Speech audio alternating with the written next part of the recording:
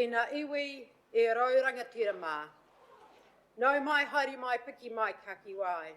Mana whera o heri taunga, tēnā koutou, tēnā tātou katoa. Kia ora hui hui mai, tātou katoa. Kia ora!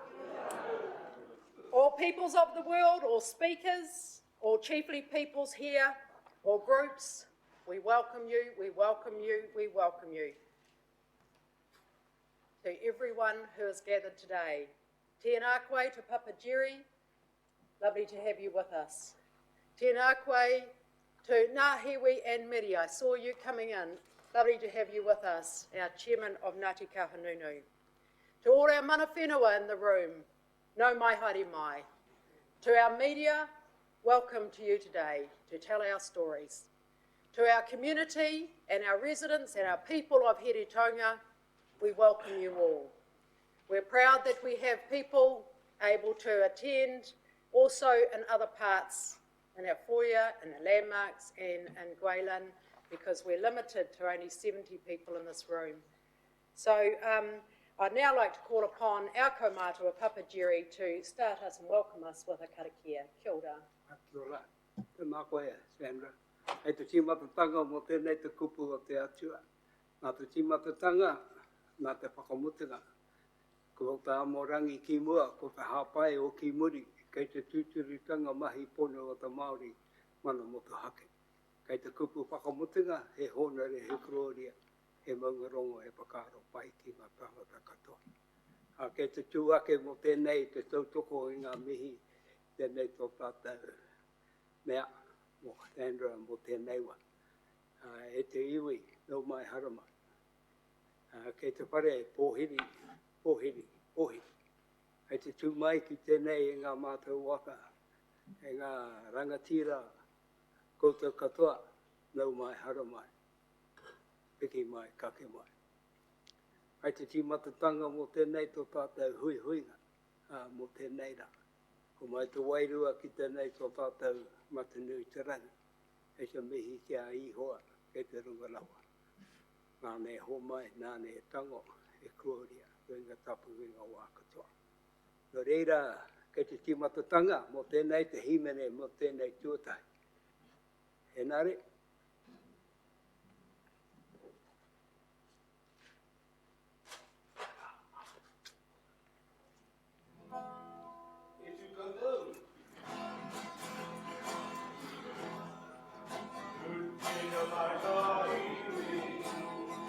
Tātou, tātou e, tūtira mai ngā iwi. Tātou, tātou e, whai a te marangatanga. Me te aroha e ngā iwi, kia putahi, kia putahi a. Tātou, tātou e, tūtira mai ngā iwi. Tātou, tātou e, tūtira mai ngā iwi. Tātou, tātou e, whai a te marangatanga. Me te aroha e ngā iwi, kia putahi, kia putahi a. Tātou, tātou e,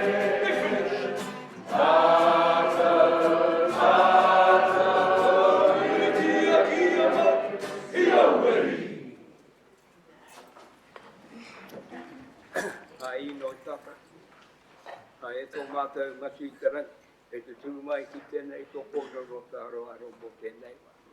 E whakamoe misi e whakapeta ki a koe e wha, o mai tō wairua, e manaki he tēki mo tēnei mātou, kei noho mo tēnei tō tātou whare. Manaki tanga mo tēnei te kaunihera mo tēnei rā, te rā whakanui, te rā whakahira mo tēnei wa. Manaki tanga mo tēnei he whakaro mo tēnei wa. No reire wha ki runga ki a koe, ngā kitanga, ngā kaumātua, ngā pakake, tamariki, mokopuna hoki, kei te mā wiwitanga, ki roto ta hoi i pera ta kāinga, piki te kā, piki te ora, piki te māramatanga e wha. Kia rātau e noho I te pauri te mamai. Ngā marae maha o here taunga. Mai atu ki ahuriri o te noa. I nā te kahununu iwi mai atu ki Aotearoa. Te tōngana ki tanga kia rātau I ngā wākato. Nō re pā, e te timatatanga o tēnei tō tātou hui huinga o tēnei rā. E whakamoe meti e whakapeta ki a koe I ngā wākatoa. Nō re pā ki runga ki a koe, tōngana ki tanga, tō wairua I ngā wākatoa, ko Ihu Kraiti, kai whakaora, ake. Amen. Amen. Papa Jerry. And there's one other welcome.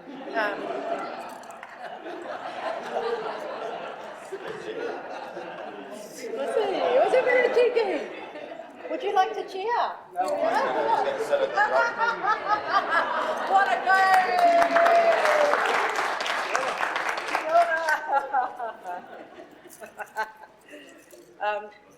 Can I just acknowledge our members of Heretonga Takato Noa Standing Committee? Can I acknowledge Robin Happy? Lovely to have you with us, Robin, and all of our members of our Takato Noa Māori Standing Committee who are with us today. We're proud to have you with us, and you're leading us in this process. There's no apologies of leave of absence. Can I just remind our people who are watching a live stream, the audience out there, that our councillors some of them will be looking at the agendas through their iPads, and also our people in the foyer and the other rooms are also seeing this live streamed today, this meeting, which is, as we know, an incredible significant meeting for us, for our council, for our people. I don't believe there's any conflicts of interest that will arise, and there aren't any minutes that we need to confirm from the last council meeting. Councillors, I'm going to ask that I'd like you to remain sitting when asking questions so the live stream can pick up and allow everybody to be able to hear you. So you are able to remain sitting for questions and for deliberations and comments. Today's process will be, first and foremost, we'll invite our Chief Executive to introduce the process that our team has undertaken to get us to this place, to receive this agenda today. Then we'll invite our Democratic Support Team, Ms Jackie Evans, to outline the requirements under the Act and the legal framework for you to fully understand this process. Then I'll invite Ms Rachel Watty, who has led the comms and engagement, to take us through with Naomi on all the engagement that our district has taken us through to get us to the place we are today. And then we'll call for questions of clarification only on the paper. Questions of clarification on the paper. And at the conclusion of the questions, then we'll go into sharing and having your say and speaking to the motion and the recommendations. Any questions? Thank you. Right, so I'd now invite our Chief Executive, Mr Nigel Bickle, to introduce the paper today. Kia ora.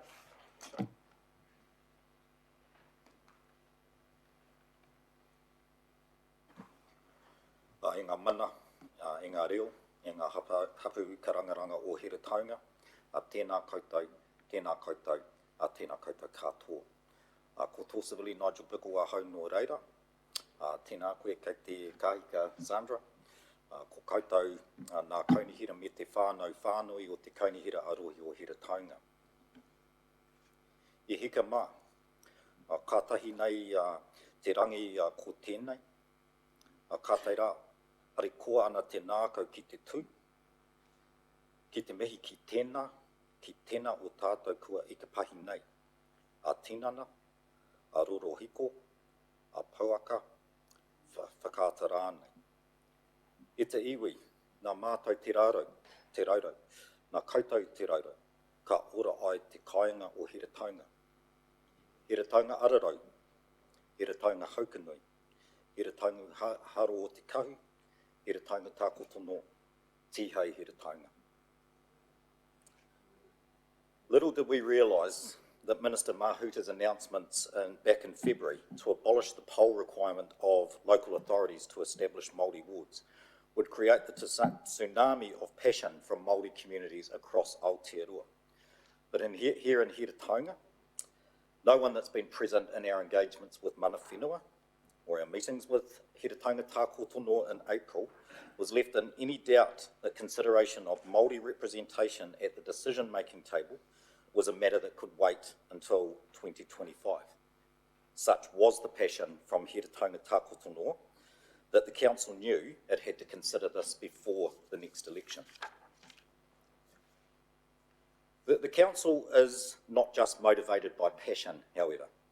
A change in representation arrangements is a significant decision for our community, and so consultation was essential within the legislative timeframe set by the government when they passed legislation in February.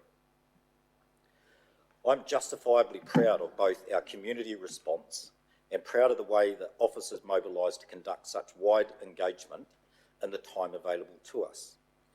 In less than 3 weeks, we received over 2,000 responses from our community. To put this into context, this compares to significant consultations that we've undertaken. It is 12 times the number of submissions that we've received on the proposed long-term plan for 2021 to 2031. It is nearly double the number of submissions that Regional Council received on the issue of Māori representation. It compares to the 2,045 submissions received from our community in response to speed bylaw changes affecting 74 local roads, and the 2,700 submissions that were received from our community on the issue of strengthening the Hawke's Bay Opera House. It is an amazing and pretty clear response within the legislative timeframe that was set. In the 24 hours following the Emergency Council meeting on the 21st of April, we prepared a community consultation and engagement plan that was launched on April 23rd. Consultation closed last Wednesday. The data was analysed and ready for a report that you received on Friday and that is in front of you to deliberate on today.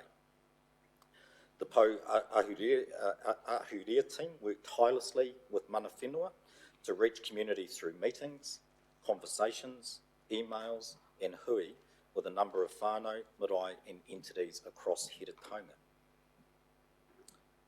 Nō reira e te whare, kua puta ngā whakaro o te hāpori, e tuhia ana te ihihi mā te wana e pai ai tō whakatau e te rā nei. E kaha ngā whakaro o ngā taha e rua, me whakaro nui ki ngā momo whakaro katoa. The community has spoken, and the passion and intensity of feeling is recorded for you to make your decision today. There are strong and passionate opinions on both sides of this question, and all views should be respected. E nui pē te pānga o te whakatau nei ki ana mata. A kori rawa atu nei I mama noa iho te whakatau ki tētahi taki nui, e mohuio ana ka nui te wānanga hi o te whakatau. Kua oti ki ngā mahi whakaritiriti, ko taku e nai nei, e toko I te rākau kia koutou mau hai whakatau. This decision could mark a watershed change for the future. Making such a momentous decision is never easy, and I know it is one that will not be taken lightly by this council. The preparatory work has been done, and I now hand the baton over to you to make the judgment. Ki te whakai koe ki vai turu po te Māori, e hara, e te mea ka mutu ngā mahi nui I konei. Ka tika atu tātou ki te whakatau, I ngā rohi ngā pote, ko ngā matapono kai te tuapapa o tō tātou whakaritenga, mana pori, ko te tōkiki me te mana taurete e ai ki te poti a te kotahi. Me rere e kōnei, te ihihi mō ngā māngai Māori, ki te tū, ki te whakauru, ki te pōti. Mā kōnei e tamata, manapuri mō anamata, e roto mai e te mahi tahi. If you do decide today to adopt Māori wards, the hard work does not stop here. Further work would start immediately to set ward boundaries. The principles that underpin our democratic arrangements are fairness and equality based on one person, one vote. The passion revealed for Māori representation must now flow through into standing, enrolling and voting. It is in this way our democracy is revitalised in partnership for the future. Koe nei, taku I tēnei wā tonu, nō reira, tēnā koutou, tēnā hoki tātou katoa. Greetings once again, and welcome to all of us here today on what is a significant occasion. Ngā mihi nui, kia ora koutou, Nigel. Could I just have the door open, please? This is a public meeting. I'd like to have the door open. Oh, is it going to affect the feed, is it? Pardon? Let's see. So, team, there are still about 5 seats in here. If we have anybody arriving late, Bruce and the team out there, thank you. Now I'd like to invite Mrs. Evans to talk to us about the requirements under the Act and the legal framework of this process. Kia ora, Jackie.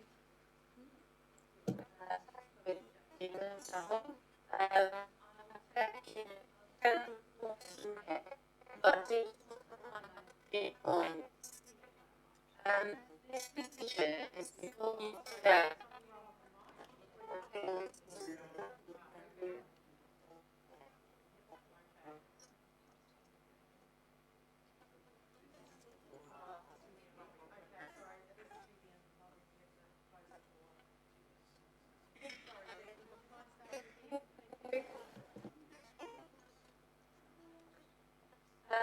The report is read, but I do just want to highlight a few points.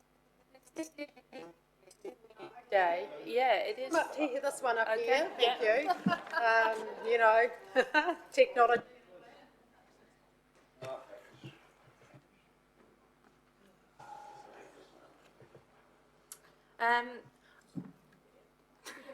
Thank you. I'll take the report as read, but I do just want to highlight a few points. The decision before you today is because of the recent changes to the Local Electoral Act, which now prohibits binding polls on whether to establish Māori wards. As part of this change, a transition period was introduced which ends on the 21st of May, during which any local authority may resolve to establish Māori wards for the 2022 local elections. Now, the Council responded unanimously to commence public consultation following the Māori Standing Committee Heratonga Takota Noa request to consider the establishment of Māori wards in time for the 2022 election. At the Council meeting on the 22nd of April, you were advised, in accordance with the Council's own significance and engagement policy and relevant sections of the Local Government Act, to initiate consultation to provide information on the views and preferences of both Māori and the wider community. That information is before you today to assist you in your decision making. The communications team will take you through the results and communications activity. As governors, it is now up to you to decide if the actions taken and the responses received are sufficient for you to make an informed decision.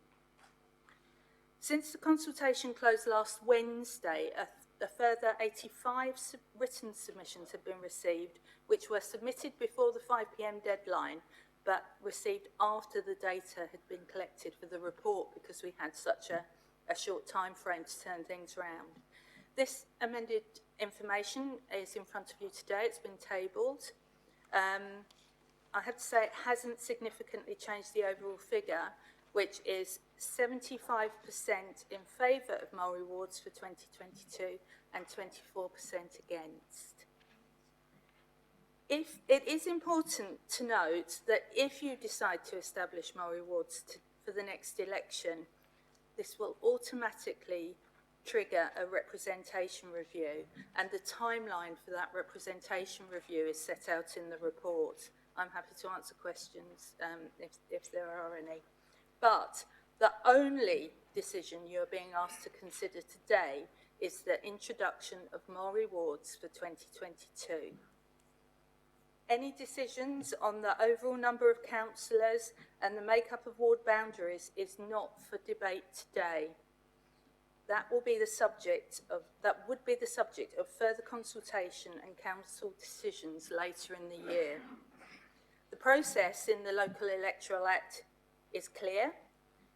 First, a decision on the establishment of Māori wards, and then the commencement of the representation review. That has always been the case. Any changes to representation arrangements to accommodate Māori wards is the next step in the process. I'll leave it there, but I'm happy to answer any questions later on. Thank you, Jackie. I might just see if there's any questions on your information you just shared with us at the moment. Councillors, do we have any questions? Councillor Barber.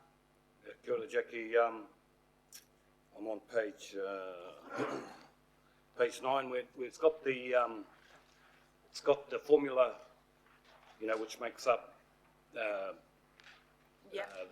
number of seats. Yes. If we go with Māori wards, so it would be 3 under the current population numbers. That's but it correct. says in 325 it could change in the future, depending on the population changes. So That's correct. I guess my question is, what would be, when would that be kind of tallied up? The date, or kind of, could you give us an idea when that would be? I think that the figures you have in this report are the latest ones. They may change. I think the Local Government Commission may come up with some new figures for 2021. I'm not sure about that. It just depends when we're at the position to make our decision. Yes. Yeah, so that's we always work on the latest figures available from the Local Government Commission, and these are the latest figures at the moment. They may change slightly. Councillor Watkins. Oh, yes, thank you, Your Worship. A question for Jackie, and then at the appropriate time, questions for the Chief Executive. Thank you. Jackie, if I refer to 3.9 in the agenda on page 7,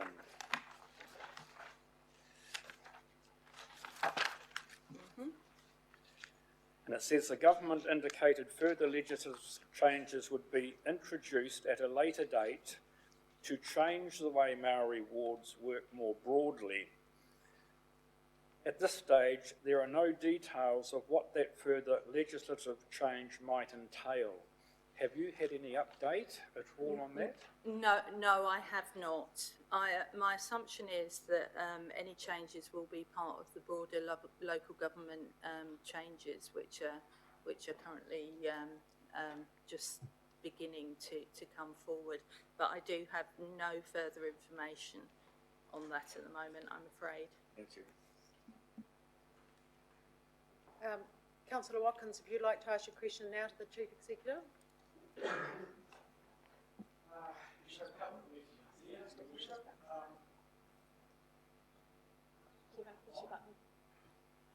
On page 24 of the agenda,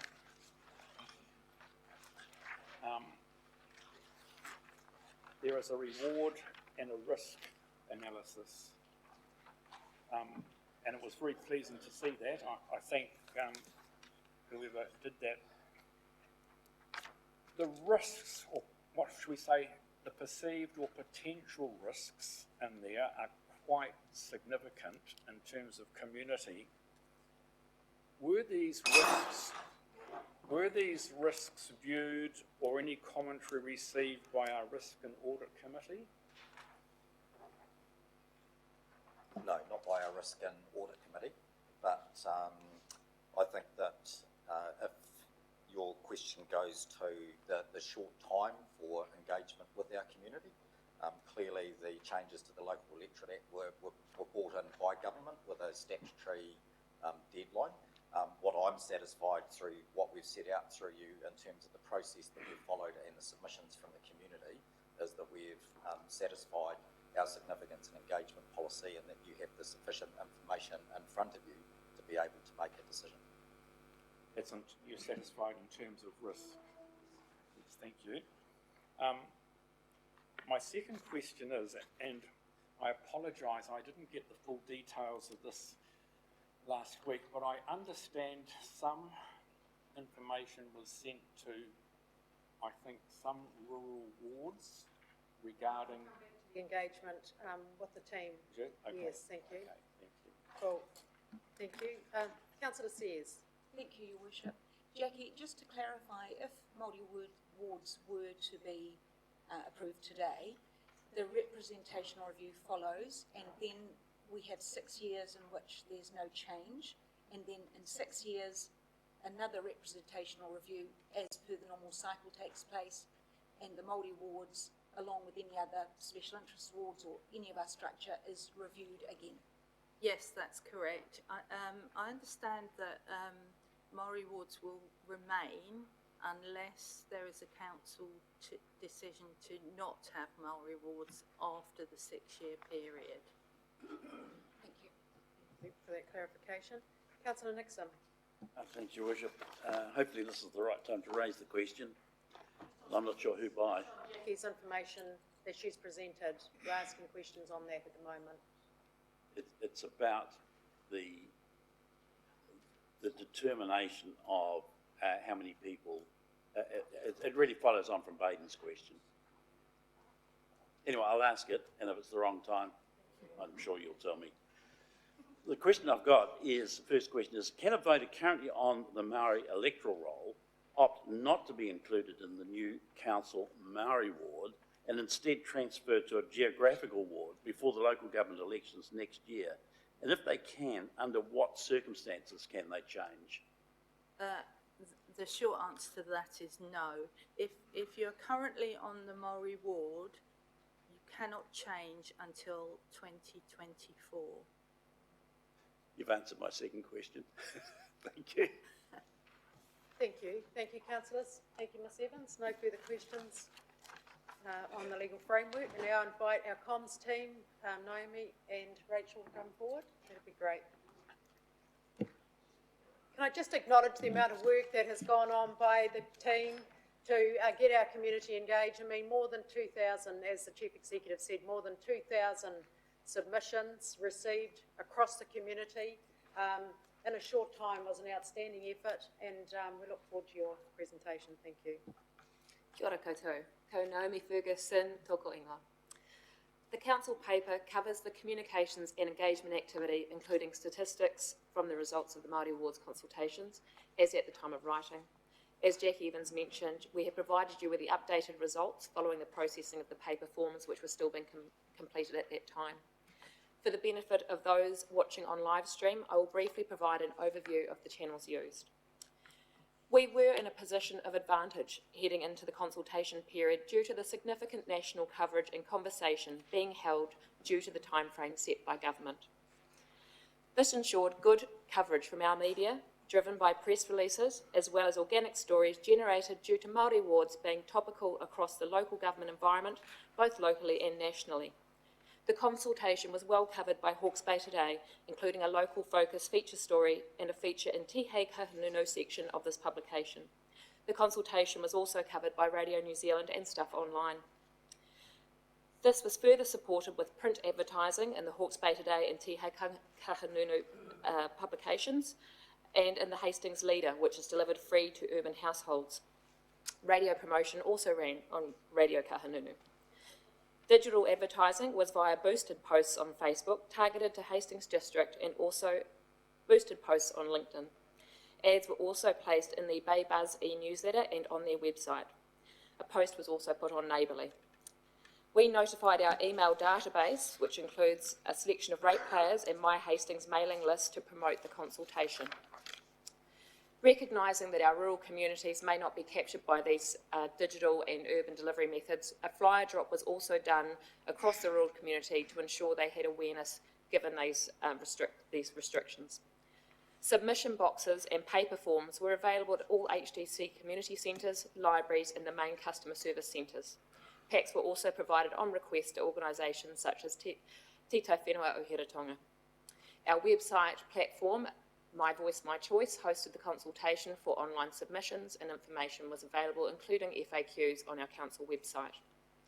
Our communities team connected with their networks, including visiting our senior housing units, and shared the digital assets within their own networks. A Hui a Hapori community meeting was held at council. The Pou Ahurea team and appointed Manawa Whenua Hiratonga Takatanoa committee members have also held a number of face-to-face visits and conversations using various channels, and attended hui with a number of whānau, marae and entities across the Hiratonga district. As has been covered already quite in depth by Mr. Bickle, in terms of reach, we have had a very high level of response at over 2,000 at the time of closing. Happy to take any questions. Thank you, Naomi. Councillors, any questions on the engagement and consultation process? Councillor Kerr, Deputy Mayor. Thank you, Your Worship. On the paper document that we have in front of us, there's the IP addresses with multiple online submissions. Can you please explain to me what this means? Rachel, I'm going to pass over to Rachel Watty, who is the Marketing and Communications Advisor who did the day-to-day delivery of this campaign, and is due a big level of thanks from me. Kia ora. So, we had 2,089 overall responses, and the majority of the ones we received were from online on the My Voice, My Choice platform. And with our results analysis, we were able to identify if there were any duplicate responses from individual IP addresses. So what we found was that 2004 online submissions came from 1,366 unique IP addresses. And when we looked at those results, there was nothing, there's one on the graph, there's one that kind of stood out as being outside the norm, which was one IP address had 176 attributed to it. But when we looked at the comments, we could see that that was all from one particular marae, and it all had different individuals' names attributed to each submission. So these were all, for that reason, considered as individual responses, and they weren't collated into one. But even if we had decided to put them into one, it wouldn't have changed the overall response, because overwhelmingly the vast majority were in favour of introducing Māori wards. Just a follow-up question, Your Worship. Is this how we check that there's not somebody sitting somewhere overseas randomly trying to change outcomes? Yes, and it's also a way to make sure that we have our results are accurate and relevant, because we wouldn't want, for example, if every single response was from one IP address, it would be a huge alarm bell. But actually, the vast majority of responses, each IP address had one response attributed to it, and then the next one had, the next most common one was where you had 106 IP addresses that had two attributed, so it was likely to be husband and wife or people in the same household. So yeah, we weren't concerned about that. Councillor Watkins. Yeah, thank you, Your Worship. Just in relation to material that was delivered to the rural community, could you please tell me what that material was and why it was delivered there? As mentioned before, the recommendation of including a flyer drop was from the original council meeting where we discussed the decision to go to consultation. It was a recommendation from a member of council. The reason being was because of potentially poor connectivity, meaning that they may not get as much they may not spend as much time on digital platforms because it doesn't work as well. And potentially some of our, for example, Hastings Leader doesn't get delivered free out to our rural community. So this was a way to ensure that that messaging still reached the rural sector. Okay, I understand that now, but I would suggest there are people here in my ward in Hastings who don't read newspapers, don't use social media. How would those people be aware of this process? That's a challenge that we often face for any consultation. There are a number that don't use, there are so many ways now to avoid advertising, and unfortunately you can pay to avoid it. You can choose not to read local newspapers, you can choose not to go and view that. So it is very challenging for any consultation, and the methods we've applied here are consistent with the methods we have applied with other major consultations. In your view, do you think you were constrained by the time limit available to actually perhaps explore some of those other options of communicating with people in that situation? We'll just answer that. So the comment that I would make, Councillor Watkins, is clearly there was a constraint in the sense that the government set a legislative time frame, but I am confident that in the time that we had available, we've gone out to our community through every media channel, radio, print, social media, meetings, and am confident that with the feedback that we've had from the community in terms of over 2,000 responses, we've had a significant response from our community. But the short answer is there was a constraint that was set in the law by the government. Thank you. Yeah, thank you, Worship. Reading through the submissions, our Māori community have done an outstanding job of communicating and seeking responses. That leads me to the question, there were community meetings in Flaxmere, in Camberley, and the council chambers. Why were these places targeted and not others? There were no rural meetings, there were no Havelock North meetings, there were no suburban Hastings meetings, and there Point were no of clarification. Sorry? I need to, some of the comments that you just raised are incorrect, and Okay. I will get the rural ward councillor to explain to you where there were 3 rural community meetings, so we just need to make sure that your information is I was reading correct. off the paper what's been highlighted. Councillor Kerr, you've had the Māori wards at the community meeting, so could you just explain that? Can somebody turn their speaker off, please? Yeah. Through you, Madam Chair, Councillor Dixon is partially correct in that the meetings were not held precisely for the Māori wards, which I think is the difference between the two. Agenda in three different sections of the rural community. So the question is, why weren't they held in those areas? We held one main community meeting here in council. The remainder of the meetings that are listed in the paper, my understanding is were organised by mana whenua, and which we attended. Dr. James Graham can speak further to the meetings that were held that are listed in the paper. Given the time frame, we held one meeting here. The one meeting was held in the chamber, and the others were in the communities. Dr. Graham, would you like to add anything to that?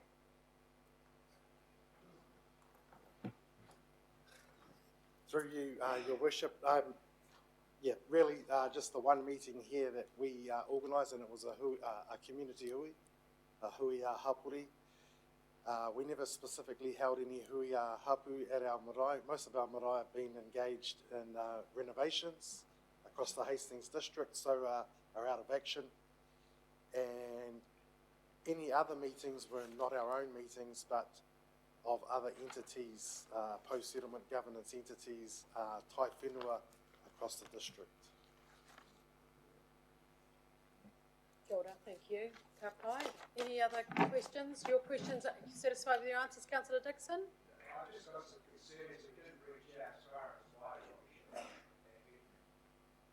Well, I don't know if you heard, but we only got 700 back on our LTP and 160 submissions on our LTP, 160 submissions on a 10-year plan for council and more than 2,000 on Māori wards. So I think we've done quite well. Councillor Barber.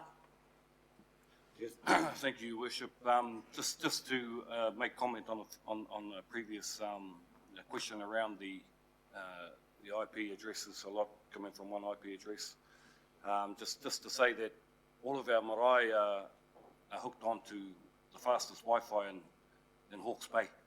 And so some of our rural communities, if you want fast Wi-Fi, you have to go to the marae now, faster than our home. So it's entirely appropriate that marae business can be done at the marae, and things like sending submissions or anything like that, you normally need to go where you can do that kind of thing, and normally now that's on our marae. So just to clarify that, but the question I had is that when I looked through the consultation paper, I understood all of the platforms except, and you mentioned it, the neighbourly platform. What is that? Is that a social media thing? Yes, it's a social media platform that's far more community centric. So it's not as prevalent as Facebook, which has a huge number of percentage of the population on it, but it is far more like a community notice board system. So it's communities can share notices that they find on there amongst their own neighbourhoods. It's far more linked to geographic locations. So it would be one page for the Hastings community. How does it work like that? Yes, we have a Hastings District Council page. Okay. So businesses can have a profile on there, and they can post information, which can then be shared out through the neighbourly network. Right. Thank you. Kia ora. Councillor Shodham. Thank you, Worship. 3 questions, if I may. So the first one is following on from Councillor Barber and also Kerr around the IP addresses. How wonderful that we have digital technology to help us track these things. May I ask, with postal submissions, we have no way of tracking if they're all posted from one location, do we? No, there's no way to track if they've come from multiple addresses. Excellent. So this is just added knowledge that otherwise we would not have had. May I also request a little bit more information about the boosted social media posts? So in particular, I see that boosted posts on Facebook. How long were they boosted for? What was the duration of that marketing? Sorry, I'm just going to link down into here. Rachel, you might be able to give a bit of detail on those.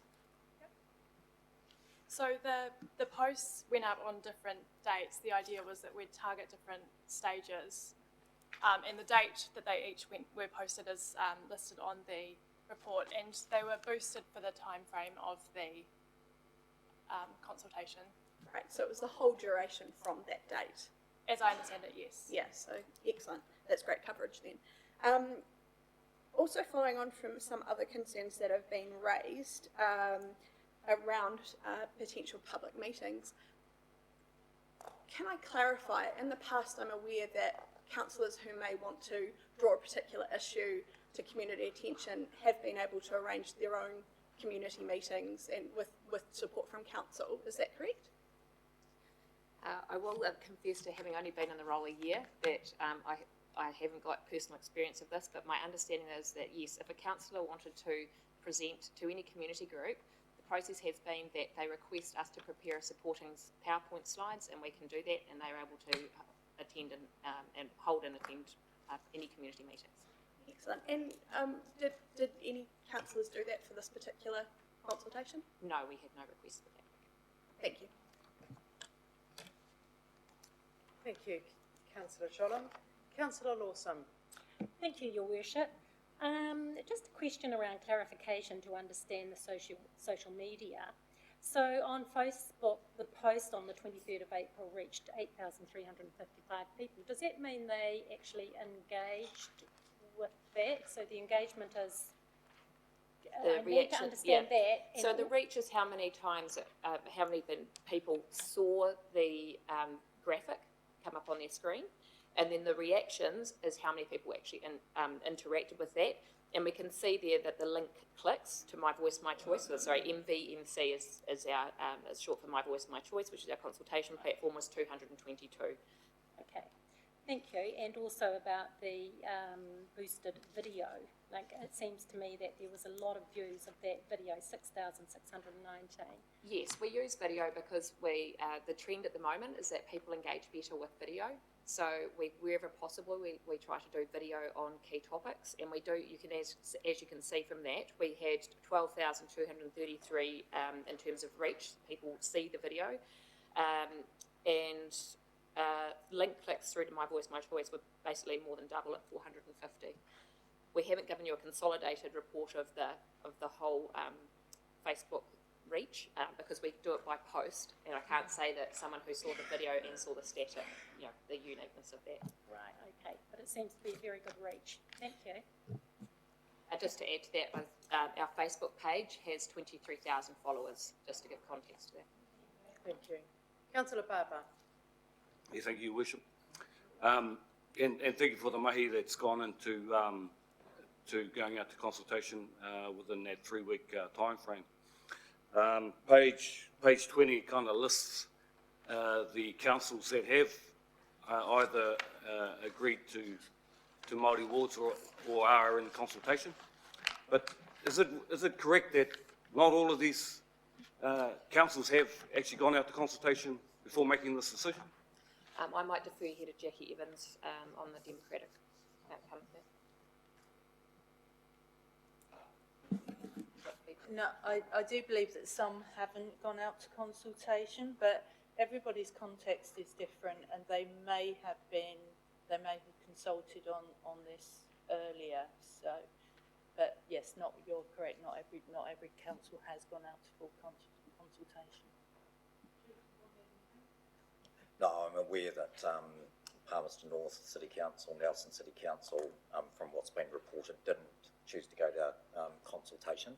But again, it is that context around we're not aware of whether this has been considered by councils in previous representation sort of reviews. And so this was very much just trying to paint the picture of clearly a number of councils have been considering Māori representation through the changes to the Local Electoral Act. This was the state of play when we wrote the report in terms of who's gone there. Thank you. No further comments to the team. Thank you very much for your presentation and the work that you've done over the last few weeks. Can I just call for any further questions on any part of the agenda paper? Councillor Kerr. Thank you, Your Worship. Since the Honourable Nanaia Mahuta changed the legislation, how many councils are taking this opportunity to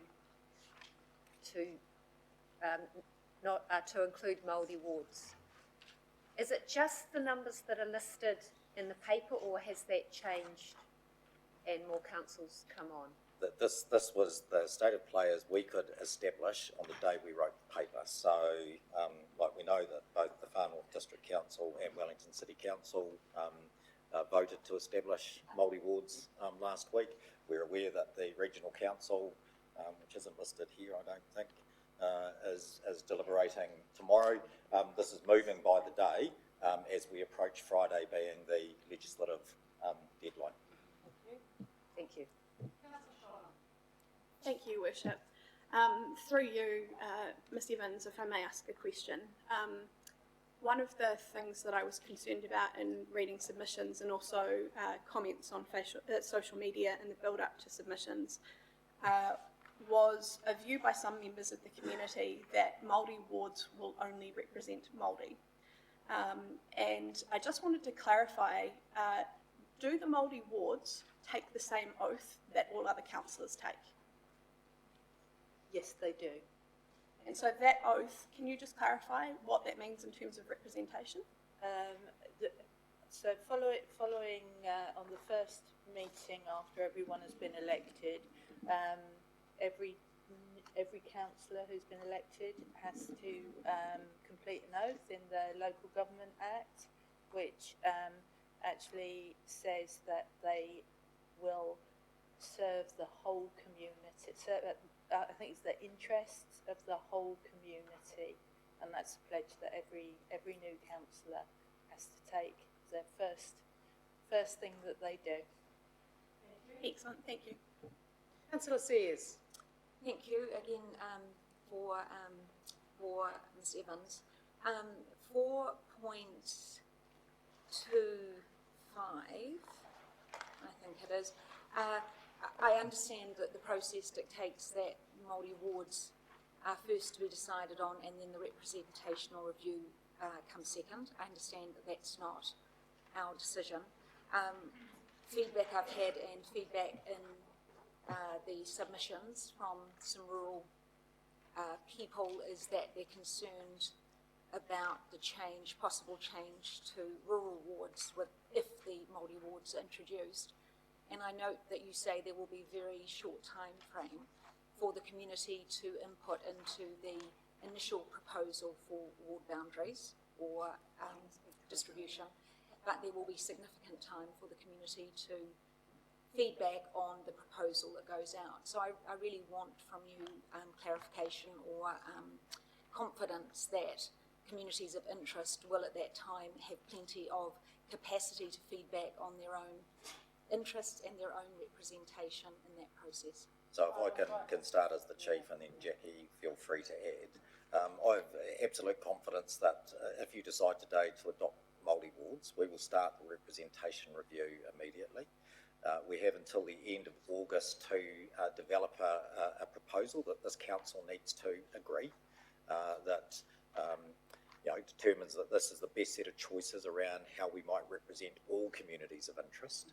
At the point that you adopt that proposal, it is required to be publicly notified, and all of the community gets to have a say on those proposals before council makes a final decision following public notification. Thank you. Nothing else to add? Thank you. Thank you. No further questions on the agenda paper. I feel honoured and proud to move the recommendations A, B, C, D and G to include Māori wards for the 2022 local government elections next October. Your Worship, I would be right behind you in seconding it. Thank you. Thank you. We have a mover and a seconder. Now I invite councillors to talk to the motion and have your say, starting with the Deputy Mayor. Your Worship, may I go to stand here beside you? I'm just conscious that there's quite a few people behind me. Thank you.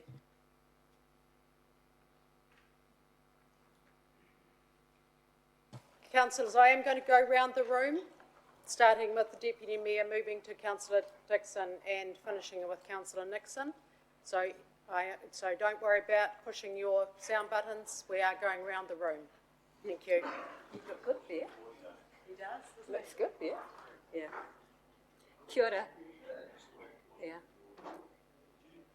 Ina mana, ina reo, e rā rangatira mā. Tēnā koutou, tēnā koutou, tēnā tātou katoa. I stand before you today as the daughter of a man that was smacked at school for speaking reo. So today is actually very personal to me. Today, I hope, will become a significant and historic milestone for all people within the Hastings district. To me, the decision today to introduce Māori wards is simply a natural step.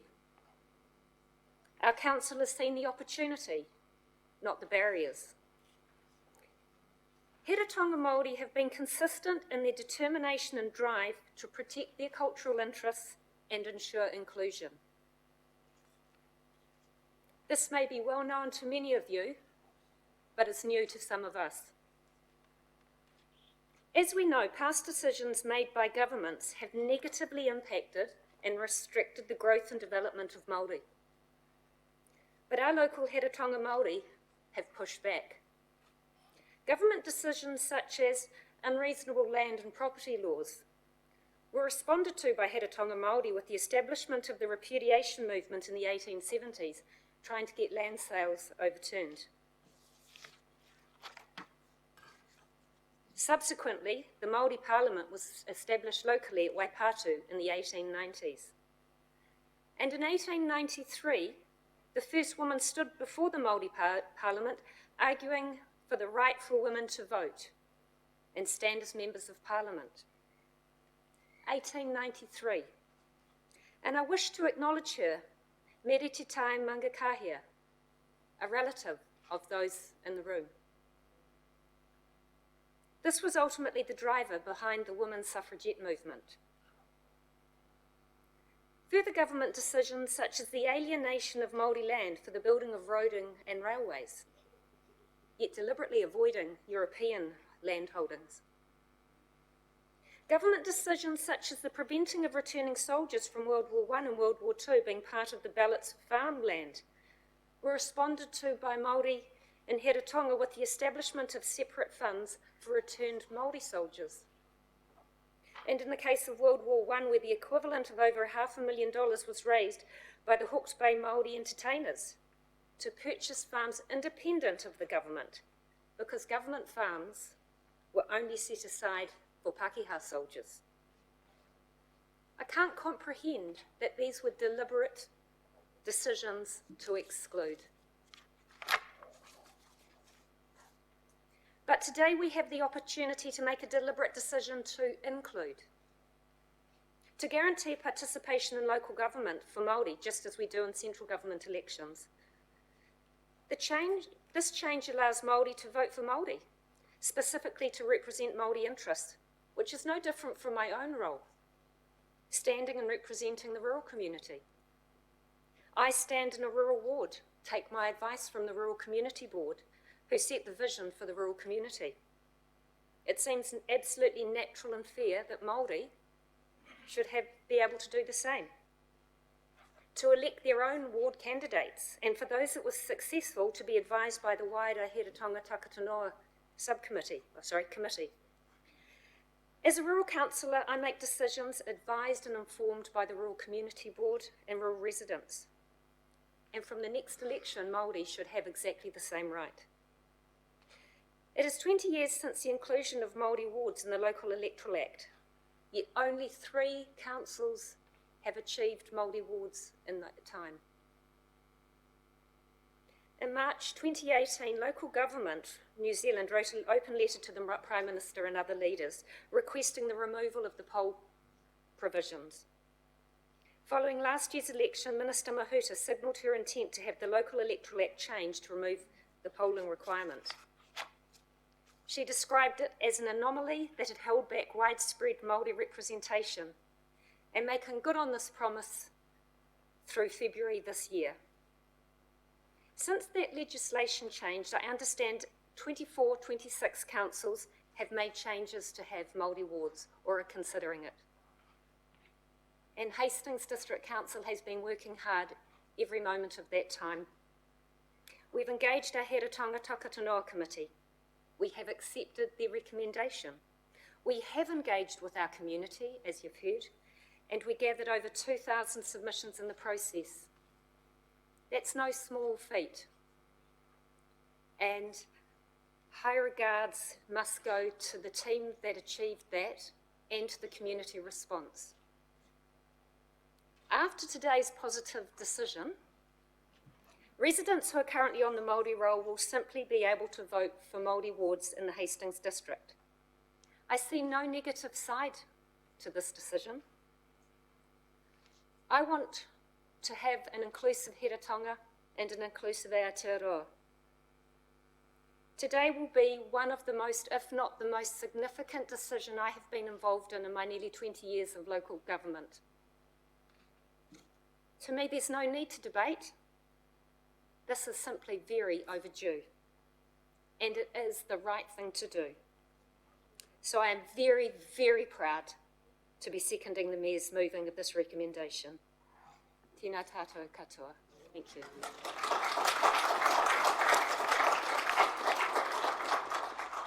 Councillor Dixon, you can stay seated or? Stay seated, I'm fine. Yep. Thank you, Worship. As others have said, this is a significant moment for the Hastings District Council and our wider community. Seats in Māori wards will be democratically elected, and I'm very, very supportive of that happening. For me, Maori wards will benefit all of us through positive relationships, valuable partnerships and greater trust. As New Zealanders, we have a huge number of issues that confront all of us: water, environment, employment, crime, living conditions, housing, health and education, just to name a few. After 181 years without a voice, Māori have an equal voice is way, way, way overdue. You've worked tirelessly for this goal, and now your time has arrived to the benefit of all of us as we strive together to make Aotearoa a better place. Kia ora, rawa, atu. Thank you. Kia ora, Malcolm. Tēnā koe. Councillor O'Keefe. Ambassador. You look like a king out of there. He does.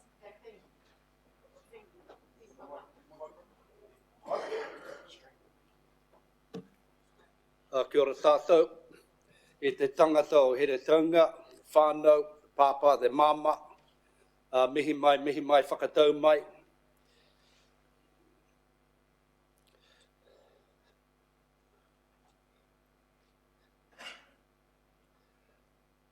Ordinarily, my wife would have been standing here, but I've got her photo over there. But I feel moved to say by the Spirit that today I'm inclined to say, praise the Lord. I'm inclined to say amen and hallelujah. I'm inclined to say that the season is nigh. I'm inclined to say that the seeds have been planted. I'm inclined to say that the harvest is rich. And I'm inclined to say, without going into grievance mode, Māori have been crying out for Māori wards. I've sat at this table for 5 terms, and what an honour it's been. I've sat at this table through the good times, the bad times.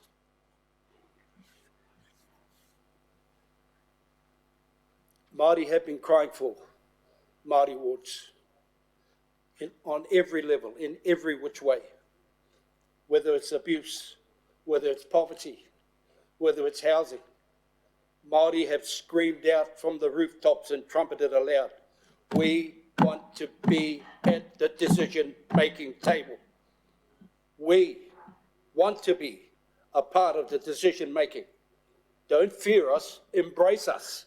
Invite it in, court it, woo it, adulate it, because it will not fail you. I promise you, Māori will honour their place at the decision-making table. Māori will add value. We talked about texting and Facebook and all. Well, I'll tell you now, nothing works quicker than the kumara vine in Flaxmere. I can tell you now. Look, I've not been in turmoil over this. I've not debated it. I've not vexed my soul over this. To me, it's just, it's the time. It's time. And that's all I'm going to say. I can get up here and give you the state of the nation speech, but it's time. It is time. And without predetermining the result, I feel it in my heart of hearts. I am quite confident that today we will decide that Māori wards are the way to go. That's my feeling. That's what my heart says. And I say, thank you, Lord. And if I may just end on this note, there is a God. There is a God. Invite him into this chamber, court him, woo him, and allow him to let humility, to let his counsel, to let his compassion, allow that to reign free in this chamber. And on that note, I say amen and amen. Thank you, Lord. Councillor Ollie? You're quite happy to stay there. Talofa lava.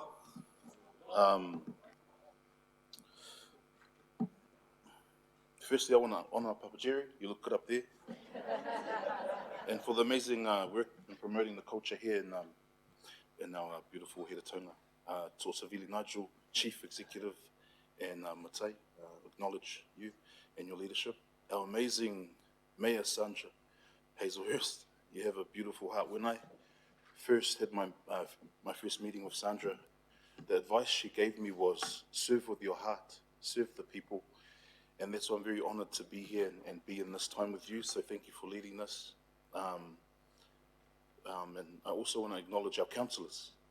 We have the power to empower our Māori community, especially the leaders. So this is a great opportunity and history in the making as well.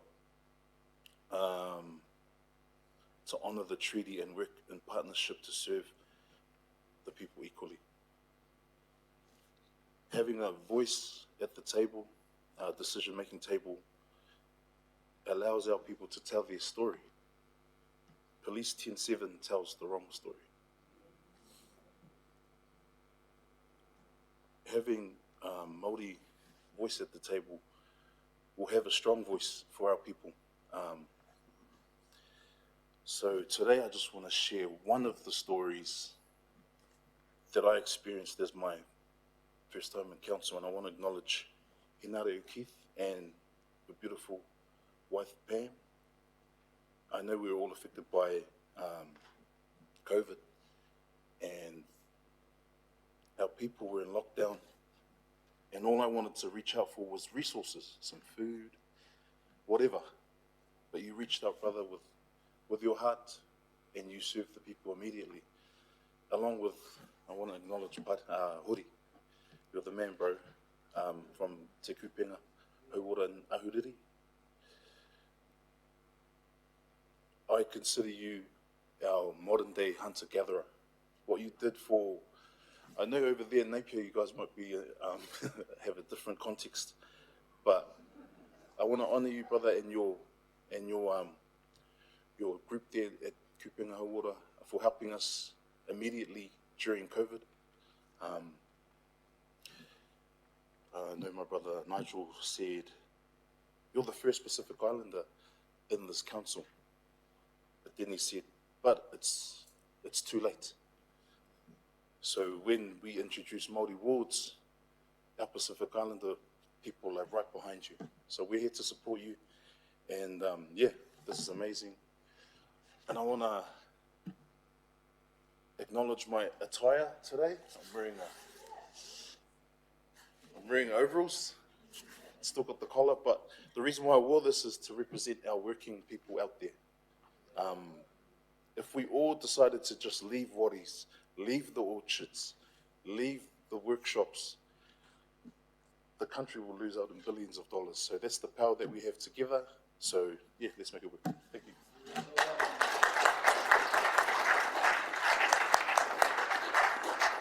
Councillor Redstone. Thank you, Your Worship. Kia ora koutou katoa, and please forgive my back, everybody. Mine's short, so walking up there would probably take more time, to be honest. So I'm really impressed with 3/4 of the people in favour. The reason we're here is to represent the people's wish. So for a start, that was one of my main reasons for supporting the recommendation. 11 years ago in 2010, the Waitangi Tribunal found that the Crown must uphold its treaty obligations even at a local government level. It's taken 11 years to get to this point. At this moment in time, my connections to Ngāti Tūwhare Toa allow me to choose either the Māori or general roles at a central government level, but not at local level. I think the introduction of Māori wards is well overdue and would ensure a fair and equitable sharing of decision-making power around this council table in accordance with our Te Tiriti o Waitangi obligations. Therefore, I categorically support the recommendations. Thank you. Councillor Corbyn. Kia ora. Thank you. Over the last few months, we've heard very eloquent eloquent presentations on the treaty and the 181 years since the treaty, and also the amendment to the Local Electoral Act. So I would just, and I wish everyone could hear what we heard in the council chamber on those occasions. As far as today's discussion goes, I accept this report and I accept the reassurance from council officers that the process has been done properly. And I could just add, because there was some conversation before, I did phone the chief executive at one point and ask about organising a community meeting. And his answer was, if anyone wanted to organise a community meeting, council would make sure there were people there to present and to discuss the issue. So I accept that consultation has been proper and complete. In principle, I believe that greater representation of Māori at the council table to express the Māori experience and the Māori perspective will only contribute to the well-being of our community. And when I look at option that we're voting on today, to me the advantages of doing that now far outweigh the disadvantages. So I'm in favour of the motion that's before us.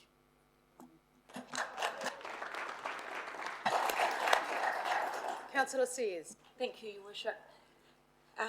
I too take confidence in the community response submissions, also in the reassurance from Jackie that there will be ample opportunity for the community to respond and react to the shaping of the wards. As a new councillor, I can only speak to my experience in the last 18 months that in all processes in council across any of the committees where Māori have been at the table, the outcome has only been enhanced and bettered by their worldview. And in fact, I think that Māori here think that they want this for Māori, but I think that our whole community will be the huge winners in the worldview that interconnects and actually excludes no one. So, in fact, I think this is a decision for our whole community, and I'm very pleased to support it. Good, Councillor Sears. Councillor Sholham. Thank you, Your Worship. I'll admit, when I got up this morning and came in, this is not what I thought this meeting would be. I was ready to fight. And so to find myself in a situation where almost half the table has already spoken and is very for a motion, I can but add to it. Decisions like these, you can approach it from the head or the heart. And while I desperately want to approach it from the heart, I believe I've been elected to approach it from the head. So that's what I've done. When I look at the submissions we've received through consultation, overwhelmingly for the establishment of Māori wards. I am confident in the robustness of the consultation, particularly in terms of the level of engagement we have received on this topic. I'm confident that ample opportunities were given to us to extend that consultation in whatever way we felt fit. I also look at it and I think the same people who have the ability to vote for a Māori representative at a national level will now also be able to at a local government level, should this pass. And that seems only right. We have a precedent in how our national elections work. Moreover, to me, Māori wards are not just about geographical location or an area, which is what traditional wards are. It's about ensuring that we have a worldview representation, a unique one, the Māori worldview, something that will add to the vibrancy of the decision-making around this table. After all, honouring the treaty is something that falls outside of just a Crown obligation. It's an obligation of everyone who chooses to live within New Zealand. And as a council, it is our job to partner, protect and ensure equality, And I can see no better way of doing that than by supporting the establishment of Māori wards. So I am very for the motion. Councillor Barber. Councillor Barber.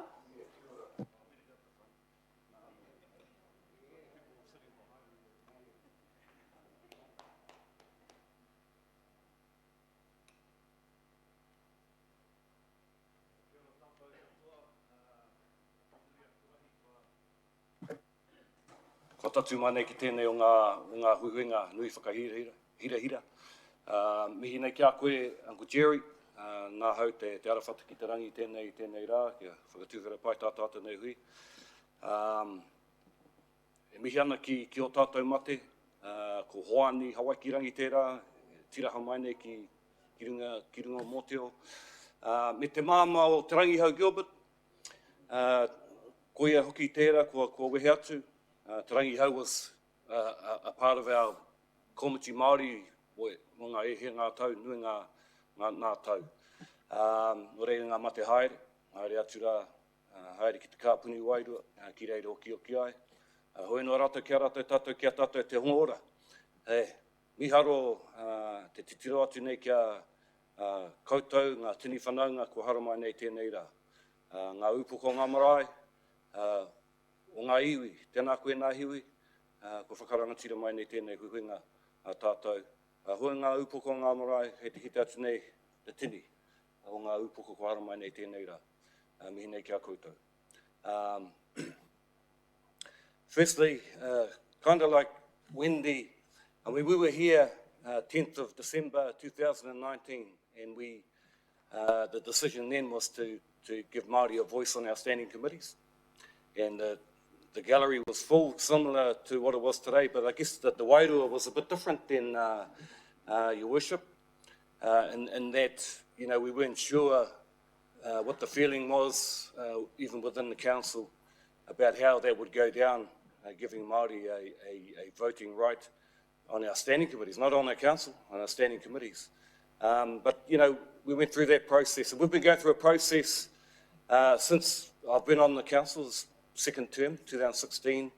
And so we have been on a journey, Hastings District Council. I mean, ko wai mari e tātou, te rongo aki ki ngā kōrero, a tēnā. And to say that this kōrero would have been like this back in 2016, I don't think so. We've evolved as a council. And so, taku mihi nui I te tuatai ki a koe, Koromatua, Sandra, for your leadership, your support, your nākau nui, your big heart to not only to the whole community of Hastings, but especially to Māori, iwi, hapu. I think your leadership has been outstanding. And to have you move the motion, and to have Tania, Deputy Mayor, second the motion, I think he tau nui tērā ki te hapuri whānui in terms of how far we as a council have grown. But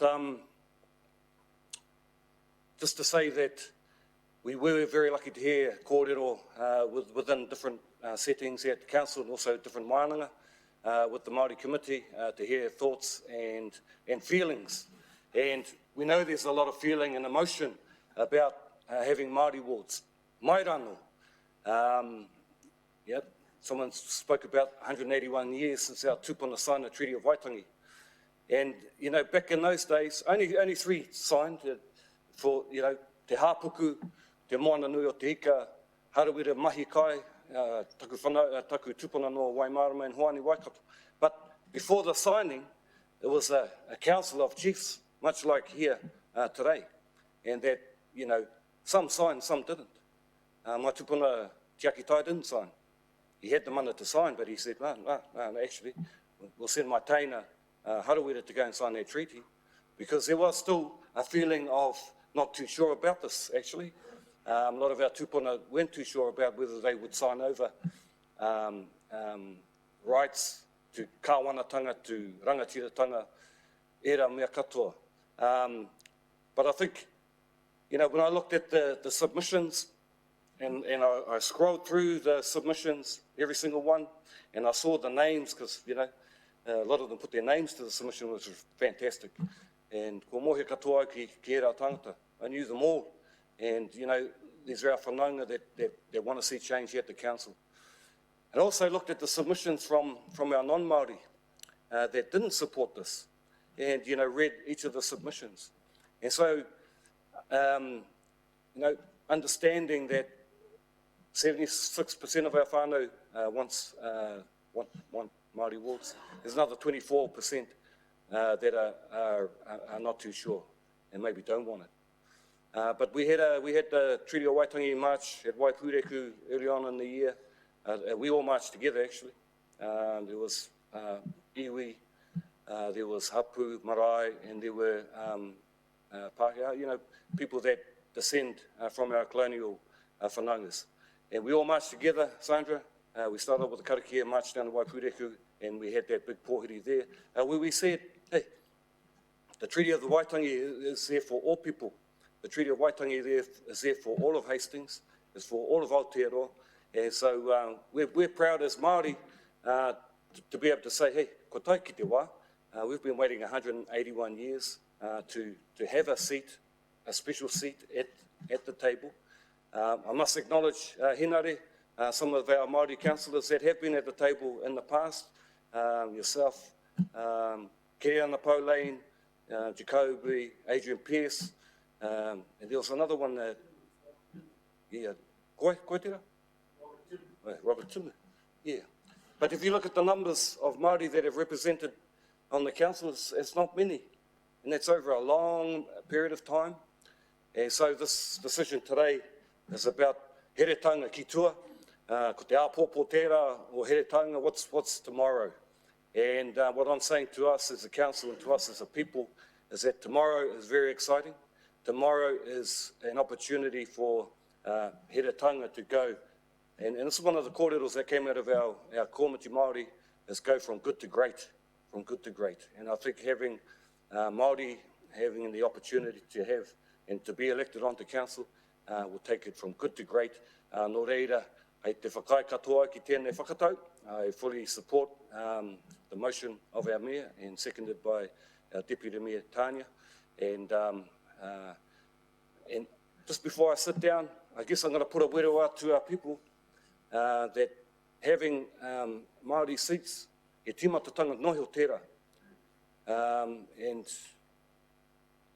in order to make that work, we need to get our people to participate, and hopefully one of the things that come out of this is that our people will participate more in general local body elections, because they will be seeing the signs of the Robin Hapes and the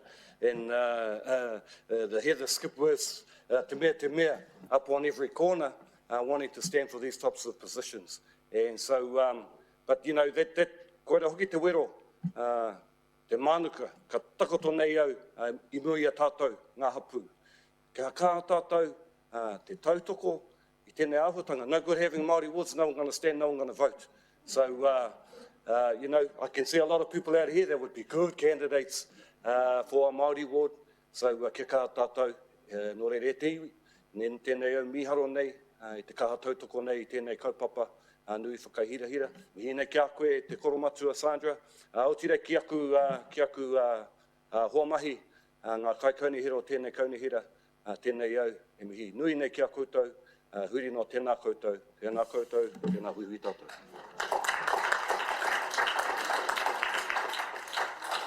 Mihi nui. Councillor Travis.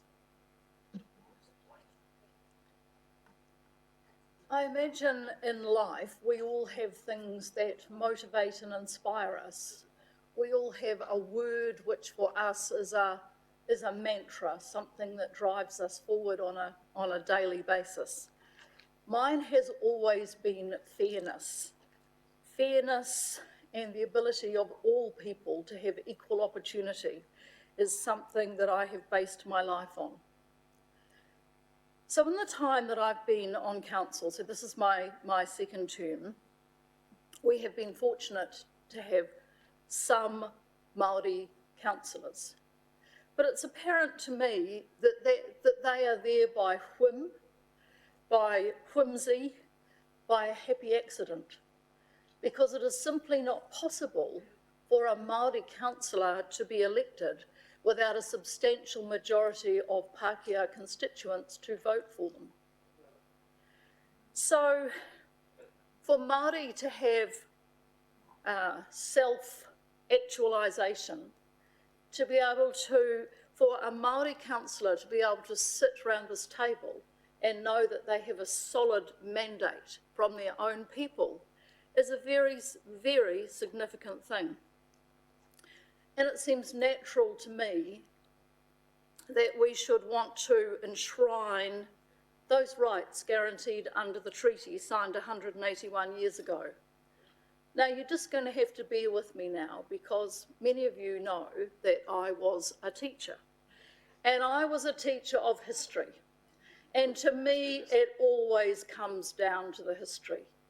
And as I said the last time we spoke on this topic, I come back to Sir Apirana Ngata, who told his people, fight in World War II, join Te Hokowhitua too, and you will have rights of full citizenship. So they fulfilled their responsibility. They signed on in droves. And yet, what was promised was not reciprocated. And I want to say that when that treaty ink was wet still, my first ancestors arrived in New Zealand. And so my family's journey has been intertwined with Māori all that time. My father, as part of the 27th Machine Gunners, was at Sangro River. He was at Monte Cassino, fighting alongside the 28th Māori Battalion. We have family names on the Alamein Memorial. We have family names on the memorial in Ravenna. You know, my family was there too, but only one family's been rewarded, and that's the family of the Pākehā. So it is time for us now to honour not only the treaty, but to honour a commitment made and a promise that Sir Apirana Ngata made to his people, and we should stand behind that. So if I was going to finish my little kōrero with a waiata, it would be the marching song of the 28th Māori Battalion. And we'll finish with Ake Ake Kia Kaha E.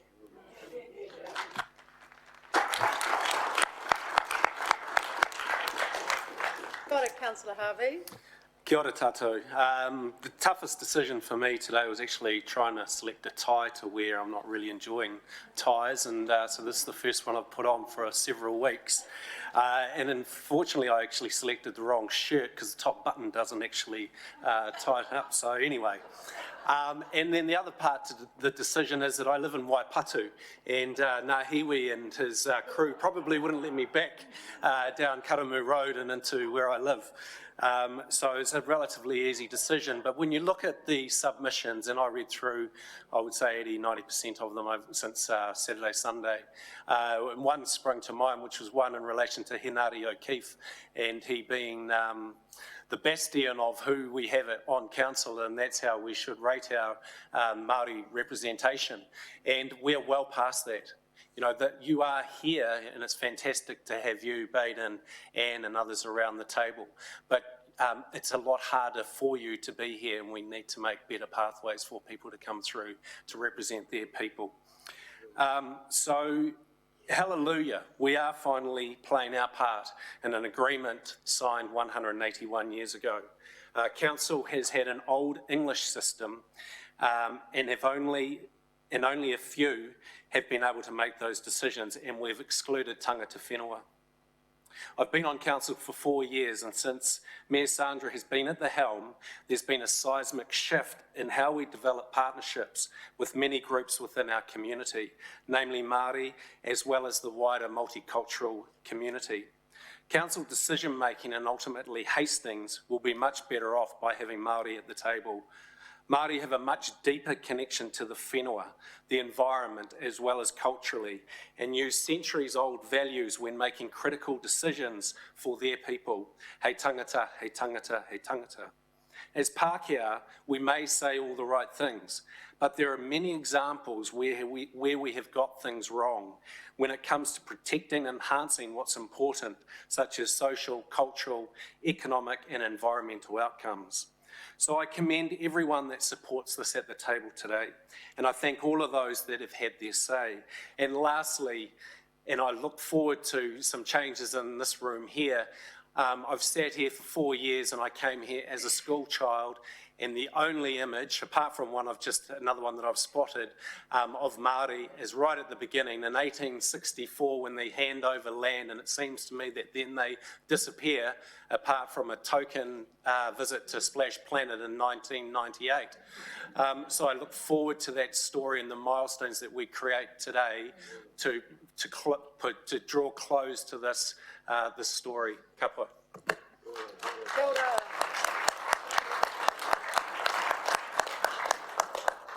Kia ora, Councillor Lawson. Kia ora tātou. I completely and utterly support the motion. Oh, sorry. Kia ora. I completely and utterly support the motion and agree with everything that everybody has already said. It's been quite hard. I've been changing my notes constantly because they're coming up with something new. And I think, so Councillor Travers said that one of her values is fairness, and that is absolutely at the top of my value list as well. And it hasn't been fair for our Māori. Since 1840, as everybody has said, Māori have been waiting to have an equal opportunity to have a representation around the decision-making table. And, you know, that's a really, really long time to be waiting. And I can't, you know, just imagine how much patience that requires. So this is a great opportunity. Local government Māori wards is a really positive move forward in rectifying this. I'm also really satisfied that our consultation process has been robust and therefore reflects the desire of our community. And I think having the backing of our community shows how much we've come in this journey, and, you know, absolutely positive move forward. Thank you. Kia ora. Councillor Watkins. Thank you, Your Worship.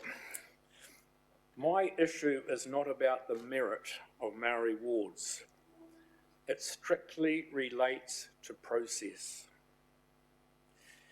It is my view that the government's timeframe in relation to making a decision on Māori wards and the consequential pressures applied to this council has compromised our ability to deliver the very best information, compromised our ability to fairly present what I consider essential relevant information, such as the potential wider issues of impact on current ward representation, the current Māori participation through various joint committees of council, the appointed Māori reps to council on committees with voting rights, the potential increase or decrease in councillor numbers.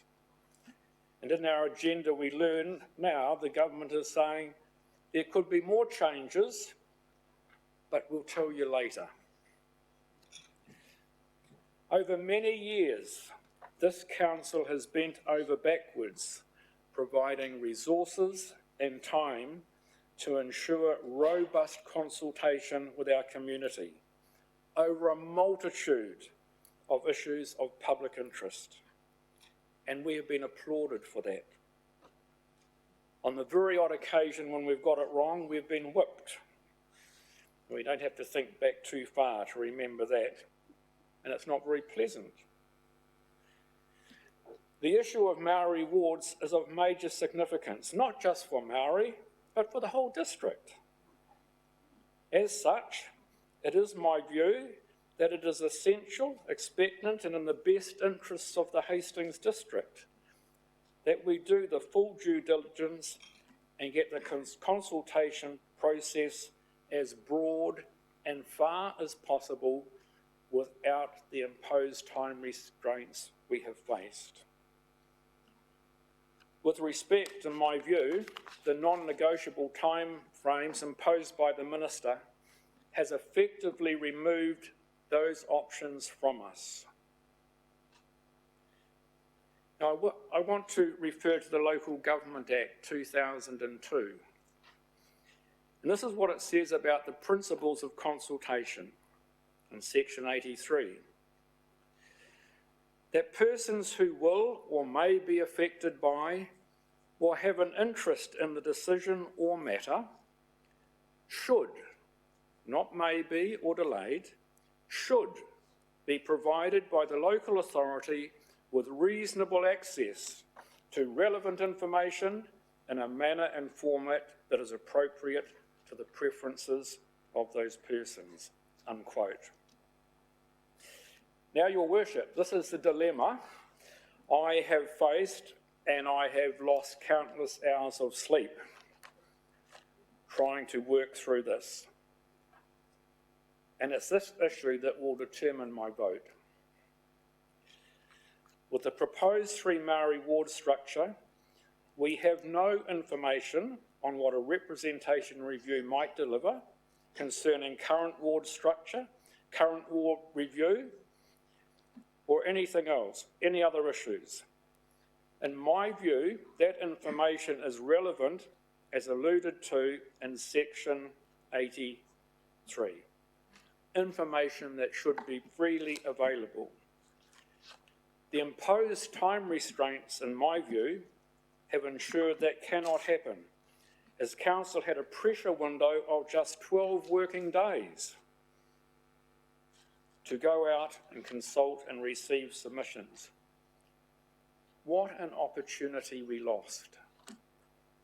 What an opportunity of time we lost to bring both sides together and walk across the bridge together. Page 24 of this agenda identifies both the rewards and the risks of this proposal. And I believe that a fully resourced and extended consultation period would go a long way to allaying the apprehensions, the misunderstanding, and mitigating some of those potential risks. I understand the communications, I understand the submissions that have come in, but I walked in my block yesterday and I spoke to 14 people on the street, and 11 of them said outright, we know nothing about this process. One said, I do. I know everything about it because I love local politics. And so I have a question mark. I've heard all the other comments around the table, and I'm sure you've all watched on TV some of those horrifying visual impacts of a tsunami rolling in and people running away from it, and you feel, my God, how frightening that must be. Well, I feel like the tsunami is coming and I'm running the other way, and that feels more frightening, I can assure you. But in saying that, Your Worship, on a matter of process principle, I cannot support the recommendation, and I'd like to move a notice of motion as listed as paragraph. I haven't had my korero yet, so I won't take a notice of motion. Okay. I'm going to only accept abstaining or for or against the current motion on the table. So not a notice of motion. And Your Worship, just a point of order, will you take those recommendations A, B, C, D separately? No, all together. I've moved them all together. Oh, okay. That's out.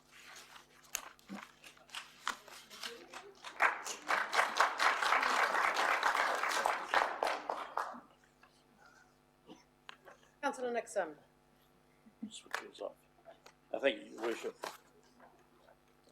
Nothing stays the same. These are always changing times. When I was young, my mother was Deputy Mayor of Pororua. Very rare in those days. Now it seems like every mayor in the country is a woman, and every deputy mayor in the country is a woman. And I don't expect these changes to stop. I'm in no doubt that the outcome of this issue is a foregone conclusion. And I haven't quite decided my own position, which I'll try and explain as I go through. I'm certainly not opposed, but I have some concerns about the proposal. It seems, as Councillor Watkins said, unreasonably rushed, and I think it will have some unintended consequences. I do not blame the staff or anybody around this table for the state of affairs. I think this very much came from government, and I'd like to mention that this is their 4th year as government, and this decision could have been made at a much earlier stage with less trauma. I've always been supportive of our Māori councillors, and frankly, they've always been supportive of me, which I've always appreciated. But I think there are some shortcomings in the way this process has been handled, and there are 3 issues that I sort of want to make a comment on. The first is there may be some unexpected or unintended consequences. We're making a decision without knowing all the ramifications. For instance, we may actually lose the option to increase or decrease the number of councillors, the total number of councillors, a decision which we made some years ago and it was overturned. The fact is, a representation review should start with a blank sheet of paper, that's my view. The reality is, if we all agree to a Māori Point of board... clarification, I just hear the staff looking at Could they that perhaps way, answer shaking their heads. when I've please. finished? That's probably the best time. The reality is, if we all agree to a Māori ward, and I think that's going to happen, this will precipitate a full representation review with options limited by our decision to introduce this new ward. We should be told the effects of the new ward will have on our existing wards. For instance, if 3 positions are now allocated to the new Māori ward or wards, that's 3, at the moment, 3 less for the wards that currently exist. But we don't know where those changes will take place.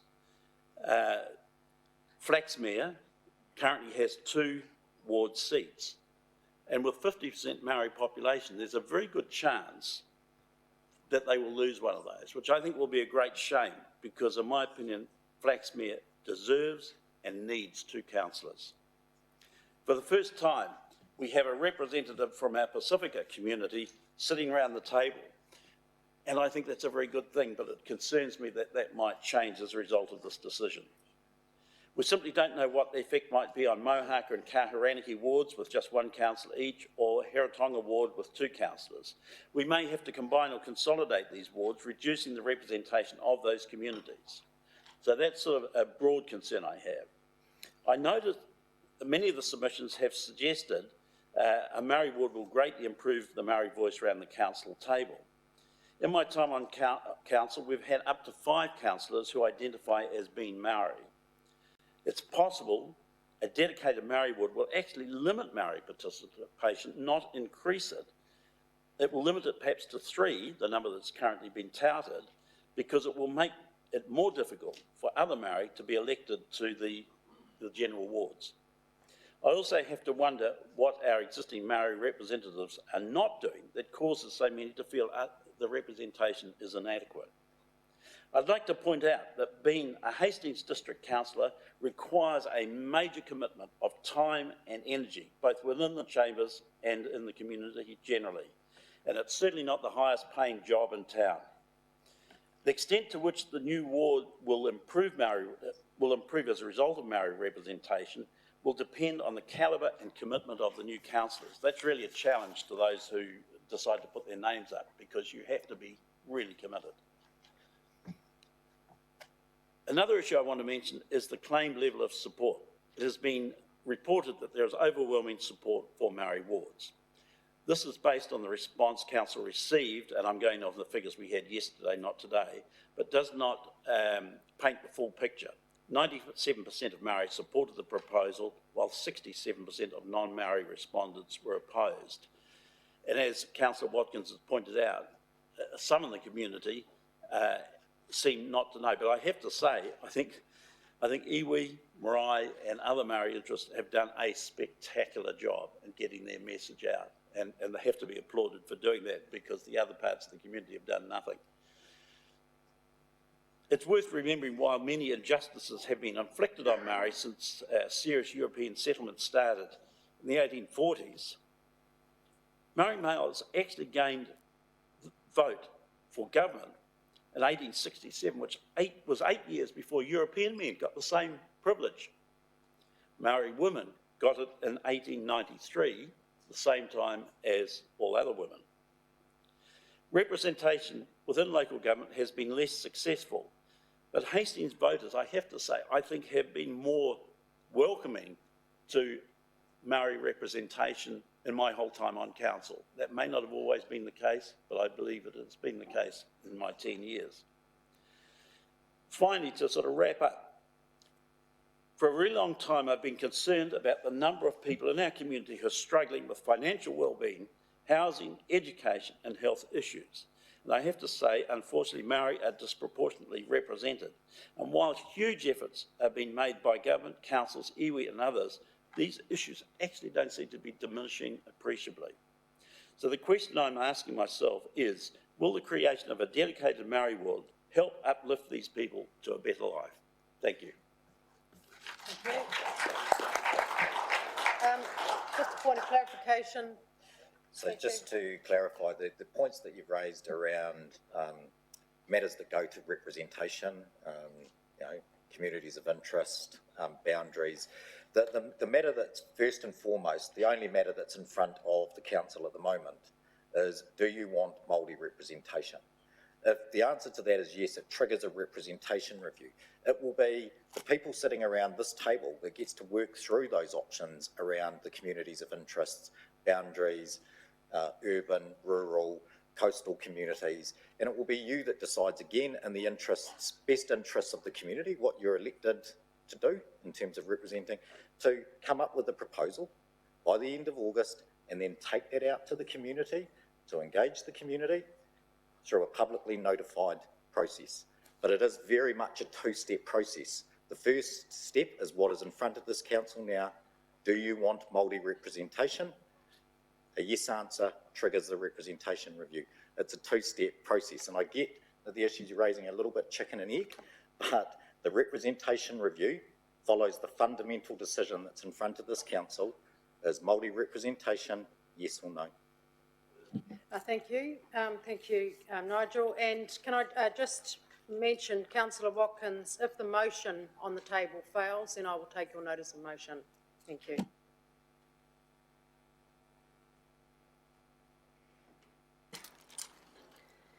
Tēnā tātou katoa, the right of reply. Tūtera mai te riti o Waitangi tātou e. Kia whako ko tahi ararau, hei e ko tahi. Ko Aotearoa New Zealand, tēnei.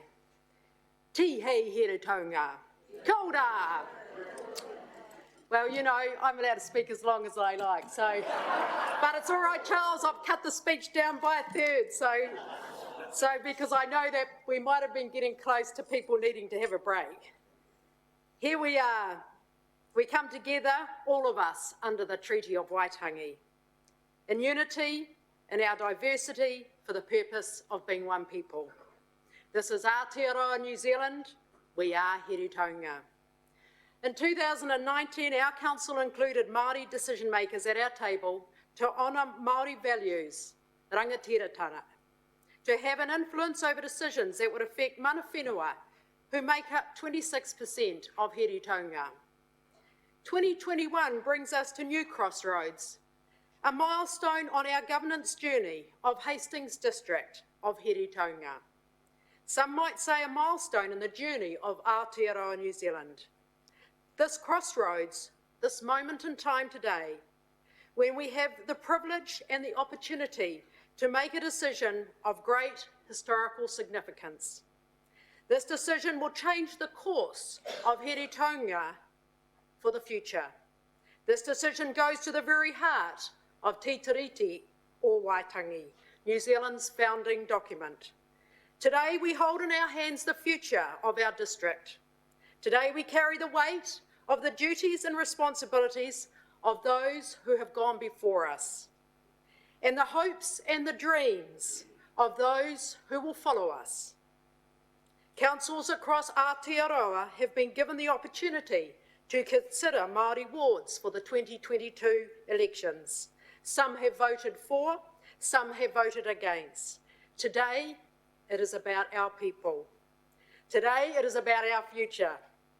Today, it is about Heritonga, our Hastings district.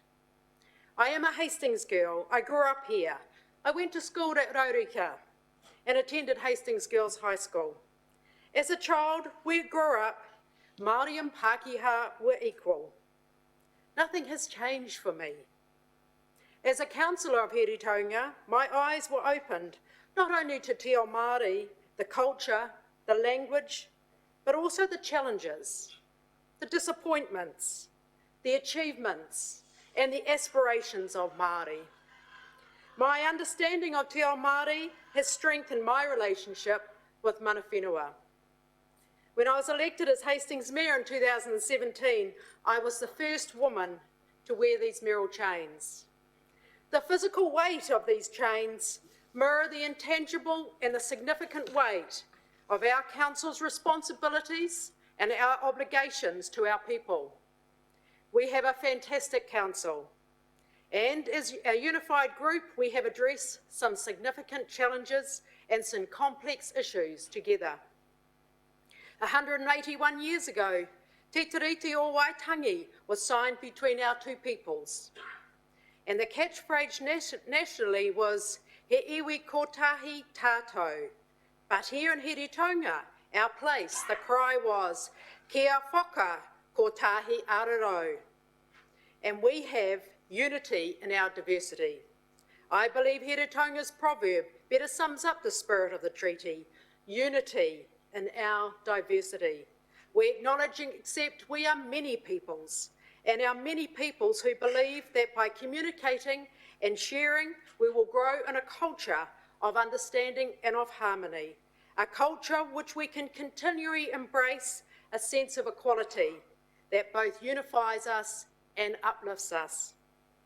Introducing Māori wards will offer fair and democratic opportunity Māori to exercise their citizenship, where their votes will see Māori ward candidates express their views at the table.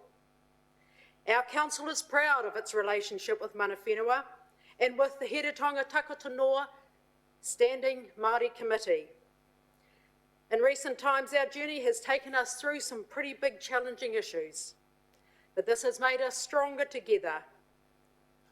We are proud that we have the power of waiata, of haka, of karakia, of manakitanga, which has guided us through our leadership. Our waiata tūtere mai ngā iwi brings us together, galvanises us, and our collective strengths to focus us on our group's intent and reminds us of how privileged we are to represent our people. When we sing it and when we perform the actions, we are one. One mind, one voice, and one heart. Our community has spoken through more than 2,000 submissions, 1,575 of which in favour of Māori wards. If we truly believe in Heritonga's philosophy of unity in our diversity, if we are true to our collective values, and if we embrace inclusion and representation, then we must vote in favour of Māori wards. Today isn't about process. Today isn't about how many numbers. Today is about what is true and what is right for our people, for the future. Not for us sitting here today, but for the future. Today you have the opportunity to shape the future of Heritonga, the future of generations to come, by laying a cornerstone that will be the foundation of a stronger, a healthier, and a happier community. Let us embrace and let us celebrate this opportunity. Kia kaha, nō reira, tēnā koutou, tēnā tātou katoa, ki hei mauri ora.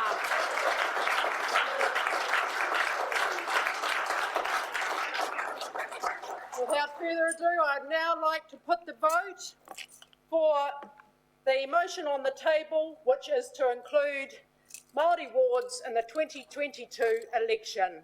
Those in favour, please stand up.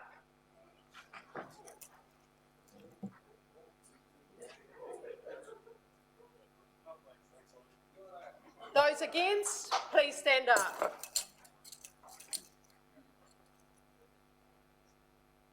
Those abstain, please stand up. Kia ora koutou katoa. I now declare that we will have Māori wards included in the 2022 election.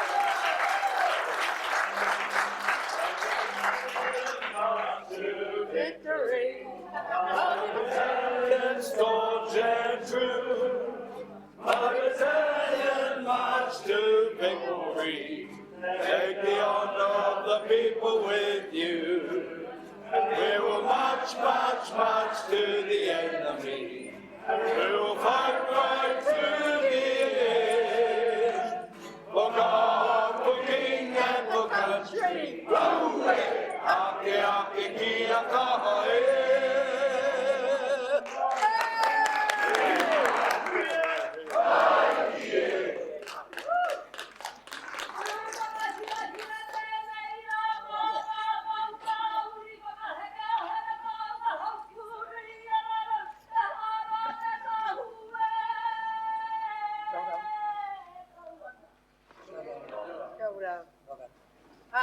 Before I now declare the meeting closed, but before we close our live streaming, I'd like to take the opportunity to invite our chairman of Ngāti Kahungunu and Robin, our chair of Hiratonga Takato Noa Standing Committee, to say a few words.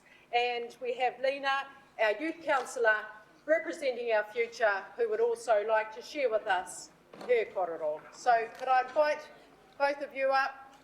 There is a cup of tea, some kai out there afterwards, but before we turn off our live streaming, I'd love you to come forward.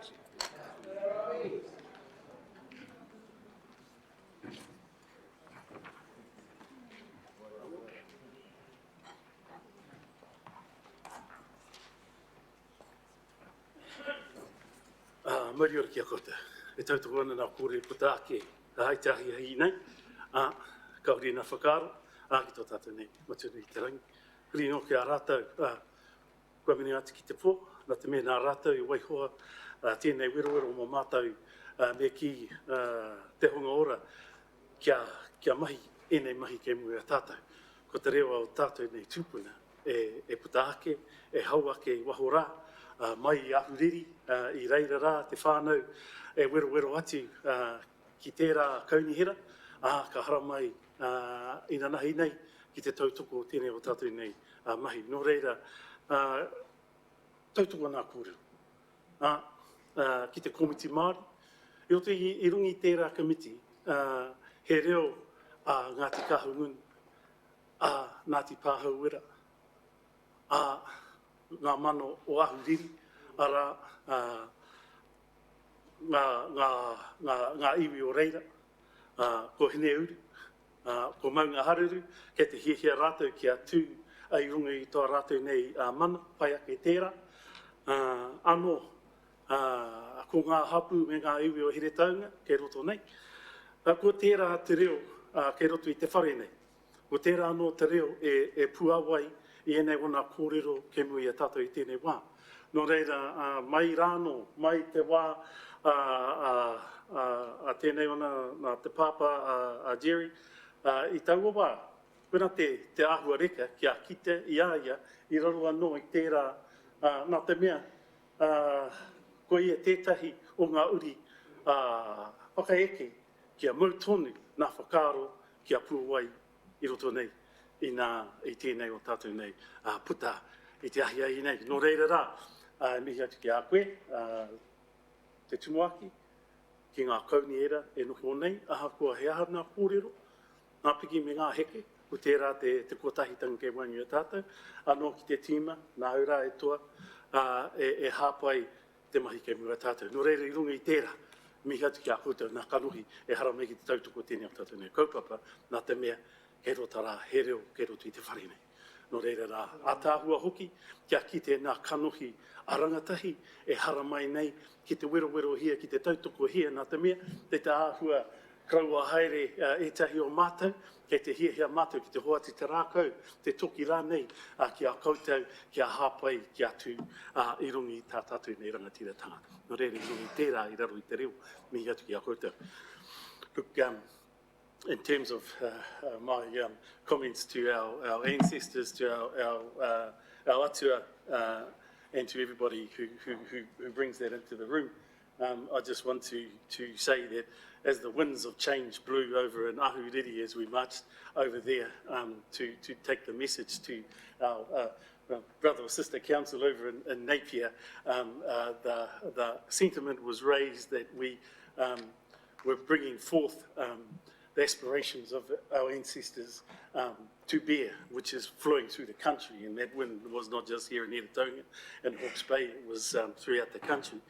So I pay tribute to all those who went to that wind to listen to Tāwhiri Mātia bring the winds of change, to all those that were listening. To those that didn't want to listen, they can watch it through the eyes of the spiritual box up there that some people seem to follow so religiously. But as I said, it's a thank you to the voice of our people that sit on that Heretaunga committee, and Ngaia, who ran off, in terms of a voice for Ngāti Kahungunu, for Tania, who's the voice of Mana Ahuriri and our Tai Whenua over at Napier, and our maraes that are represented there. And I proudly stand on behalf of our lot out at Kahuranaki and Te Hauki. That's why I'm here. And also for Ngāti Pāhau Wera, who a lot of our people reside in Napier and Hastings. And Ngāti Hineuru, and we do reflect on Te Rangihau and the loss of his mum, who was a strong advocate for establishing Māori wards, and we've been doing that. And he was on the committee, like me, for the last sort of 3 trimesters. There was triennial elections, so it's long overdue. So to see the decision made today, and I understand, I guess, the complexities of rerouting or reconfiguring the current representational model might present some challenges, but I think the issues that were raised around that is where they can be worked through and discussed to ensure that everybody gets their voice. And in terms of a win for us Māori today, for whānau, hapu and iwi, and all Māori, even our Pacific brethren, Oli, thank you for your comments. I mean, the reality is that we did want to bring Māori voice and our Pacific brethren to the table to help in the decision-making and reflect the sentiments of the changes in the country. So Sandra, thank you for your leadership. Councillors, thank you for your leadership and foresight and support in terms of what is unfolding throughout the country. And I've always tried to encourage our Mayor and our committee and our councillors and the staff as well. James, thank you for your input to take on the challenge and the opportunities that are being presented. And yes, there are some hesitations, but embrace it and let's go forward and see what the new world brings, which for all of us who arrived here, ourselves included, we came looking for good things, and then we now want to see great things. So on that note, thank you everybody for being here and supporting the kaupapa, and then I'll hand it over to the brother. Kia ora tātou.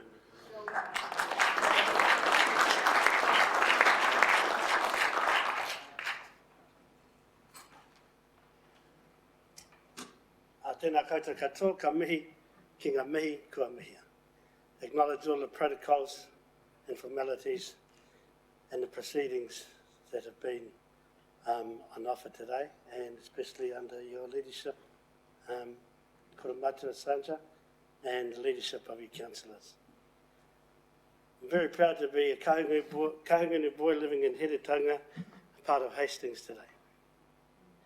And don't say that very often, with real fire and passion and with the support that you've shown today. again 181 years ago.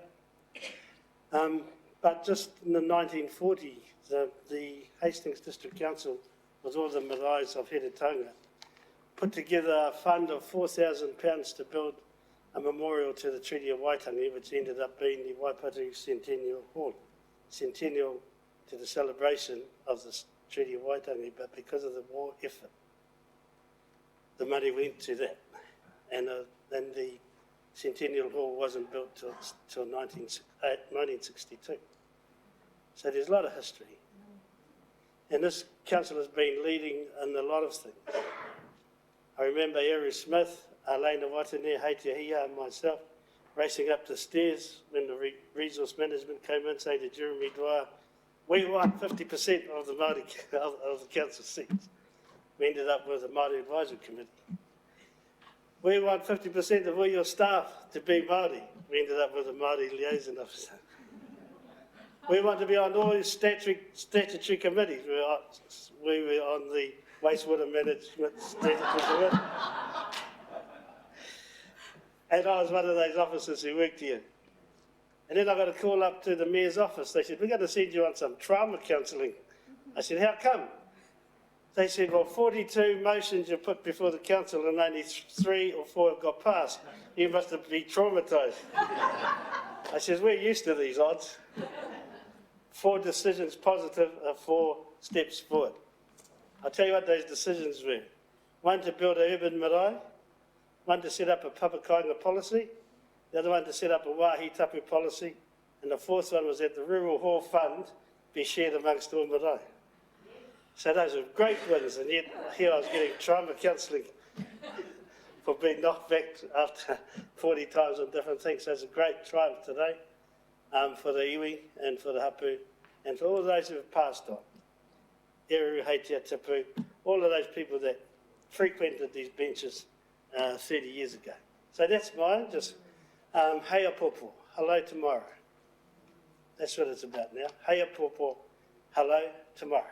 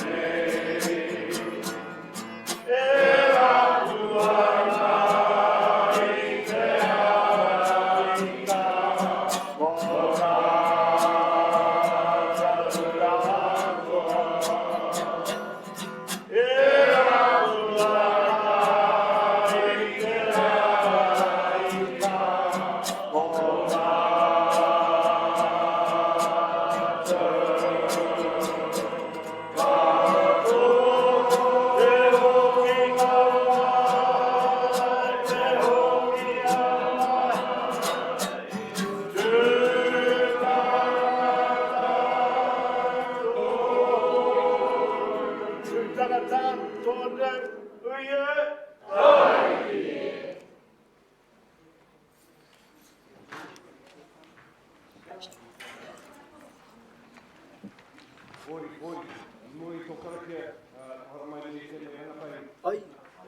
Madam.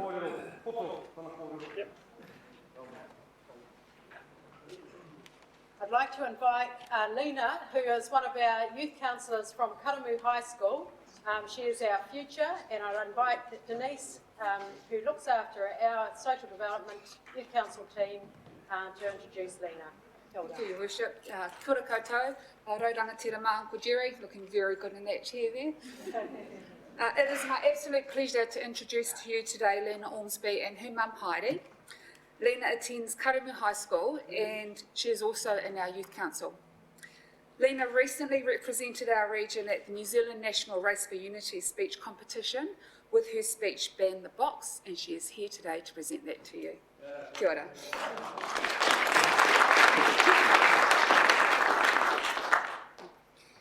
A family was enjoying an idyllic sunny day at the beach. One of the little boys, a 2-year-old grandson, ran to go play in the sand. His grandmother went after him. She watched his chubby little legs run as fast as they could. She watched his smile beam with happiness, but only from a distance. Eventually, the little boy made his way back to the rest of the family, and the grandmother approached the boy's mother and said, "Do not worry, I followed behind him the whole way, and I waited for him to return. I kept my eyes on him the entire time, so I knew he stayed safe." Confused, the mother questioned, "Why didn't you pick him up and bring him back?" The grandmother replied, "No. A Māori woman cannot touch a white child in public. People would think I am kidnapping him." Ladies and gentlemen, this family was my family. The grandmother was my nan, and the little blonde boy is my younger brother. When I heard the story, I was shocked and sad to learn that my own kind, gentle, loving nan was too afraid to publicly acknowledge and hold her own moko. This occurred just 10 years ago in Mount Maunganui. What a sad world we live in. But this story began many years before at a small rural school in Whakapara, where my nan was smacked and physically reprimanded for speaking Te Reo Māori.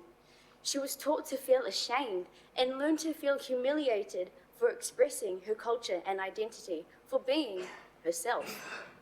Fast forward 65 years, today young school children are taught songs to learn the colours.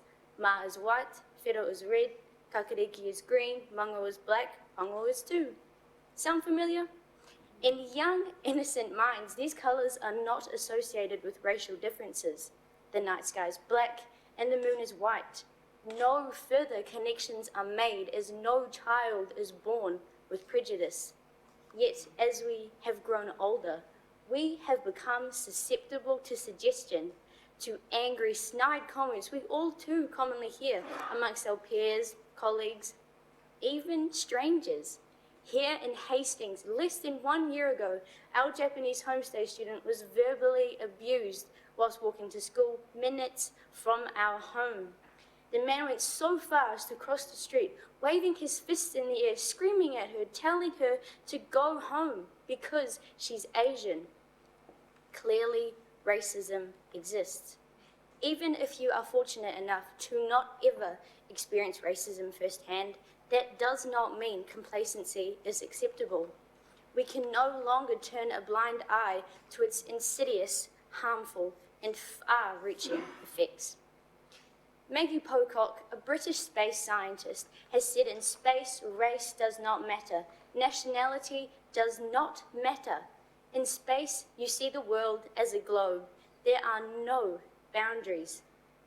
Maggie is correct. So why today do we as people create these boundaries and divisions? Why are we constantly required to fit our identities inside one small box?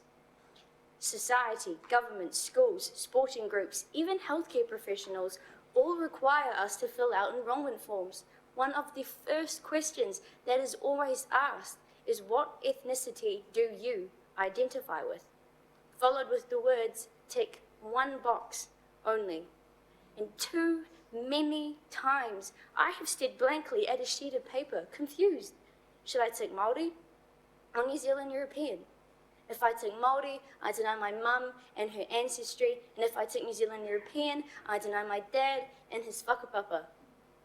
From a young age, we are encouraged and taught to think outside of the box. But how can we, when throughout life we are continually required to fit our identities, my identity, inside one small box?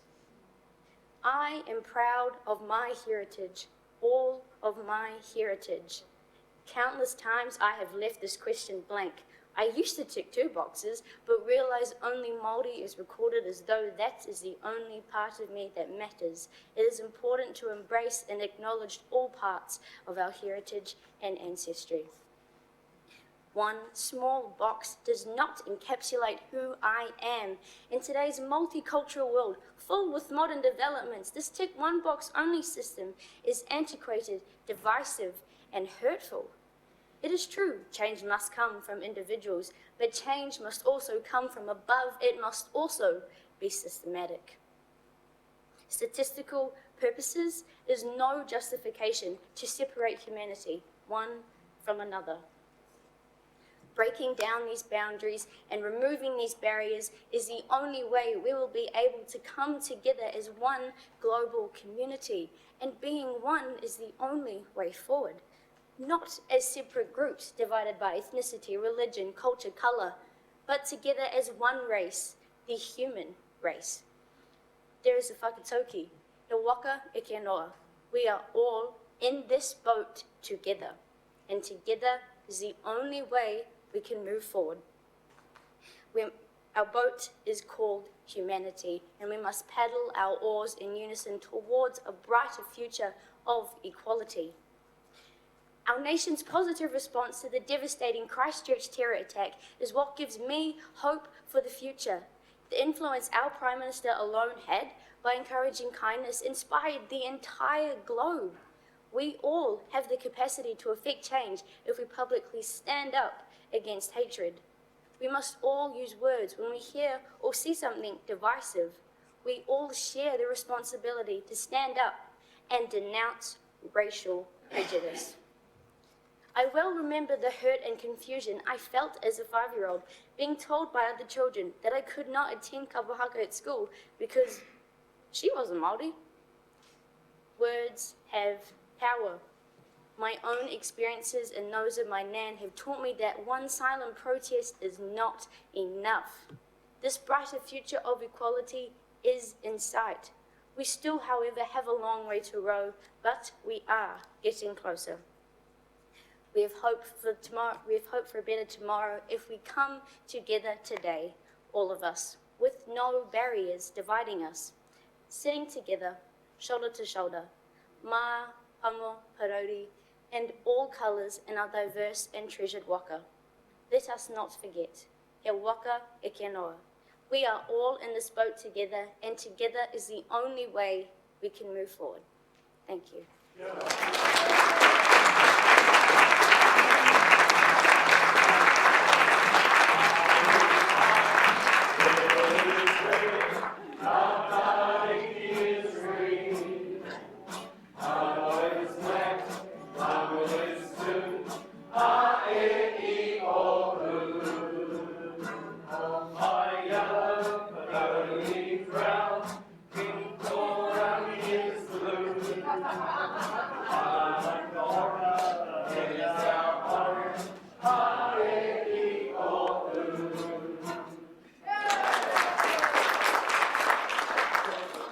Thank you for your amazing speech, your beautiful presentation, and we are in a great place for our future with young leaders like you coming through. Kia ora koutou katoa.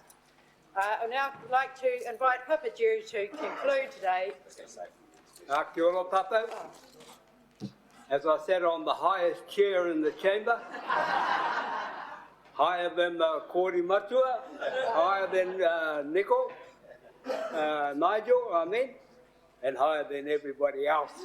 I felt like I was adjudicating on the whole issue of the Māori wards today. And I thought about our tipunas, who were the original owners of this block of land, Henare Taumona, Tariha, Takamona, Vena te kawe po, and te hapuku te ikanui o te moana. Those 5 men at the mana of this whole area. And I know as their representatives are here today, their families are here today to listen to this, what do you call it? The formulation of Māori wards. And so the whole aspects of those that started with that sign over there resonates throughout this whole building. So I just want to say that this is an important day. And I know that we are all together in this formulation of Māori wards. So kia kaha kota, kia kaha. Ko koe tēnei he tokorua ko kāre e whakai, kei te pai. Ko koe tēnei, ko rangatira, ko kōrua mo tēnei wa. Huri no te tepu, mo tēnei koutou. E whakaia, e pai ta haere, te huarahi mo tēnei wa. So nā reira, e te iwi, tūroki, tūroki. Tūroki, tūroki. Haere mai te toki, haumi e, hui e. Kia ora tata, ko haere te rākau ki te kapi ki tēnei so tata hui, ko pori, kai a koe mo tēnei. Te himene. Oh no, e kororia.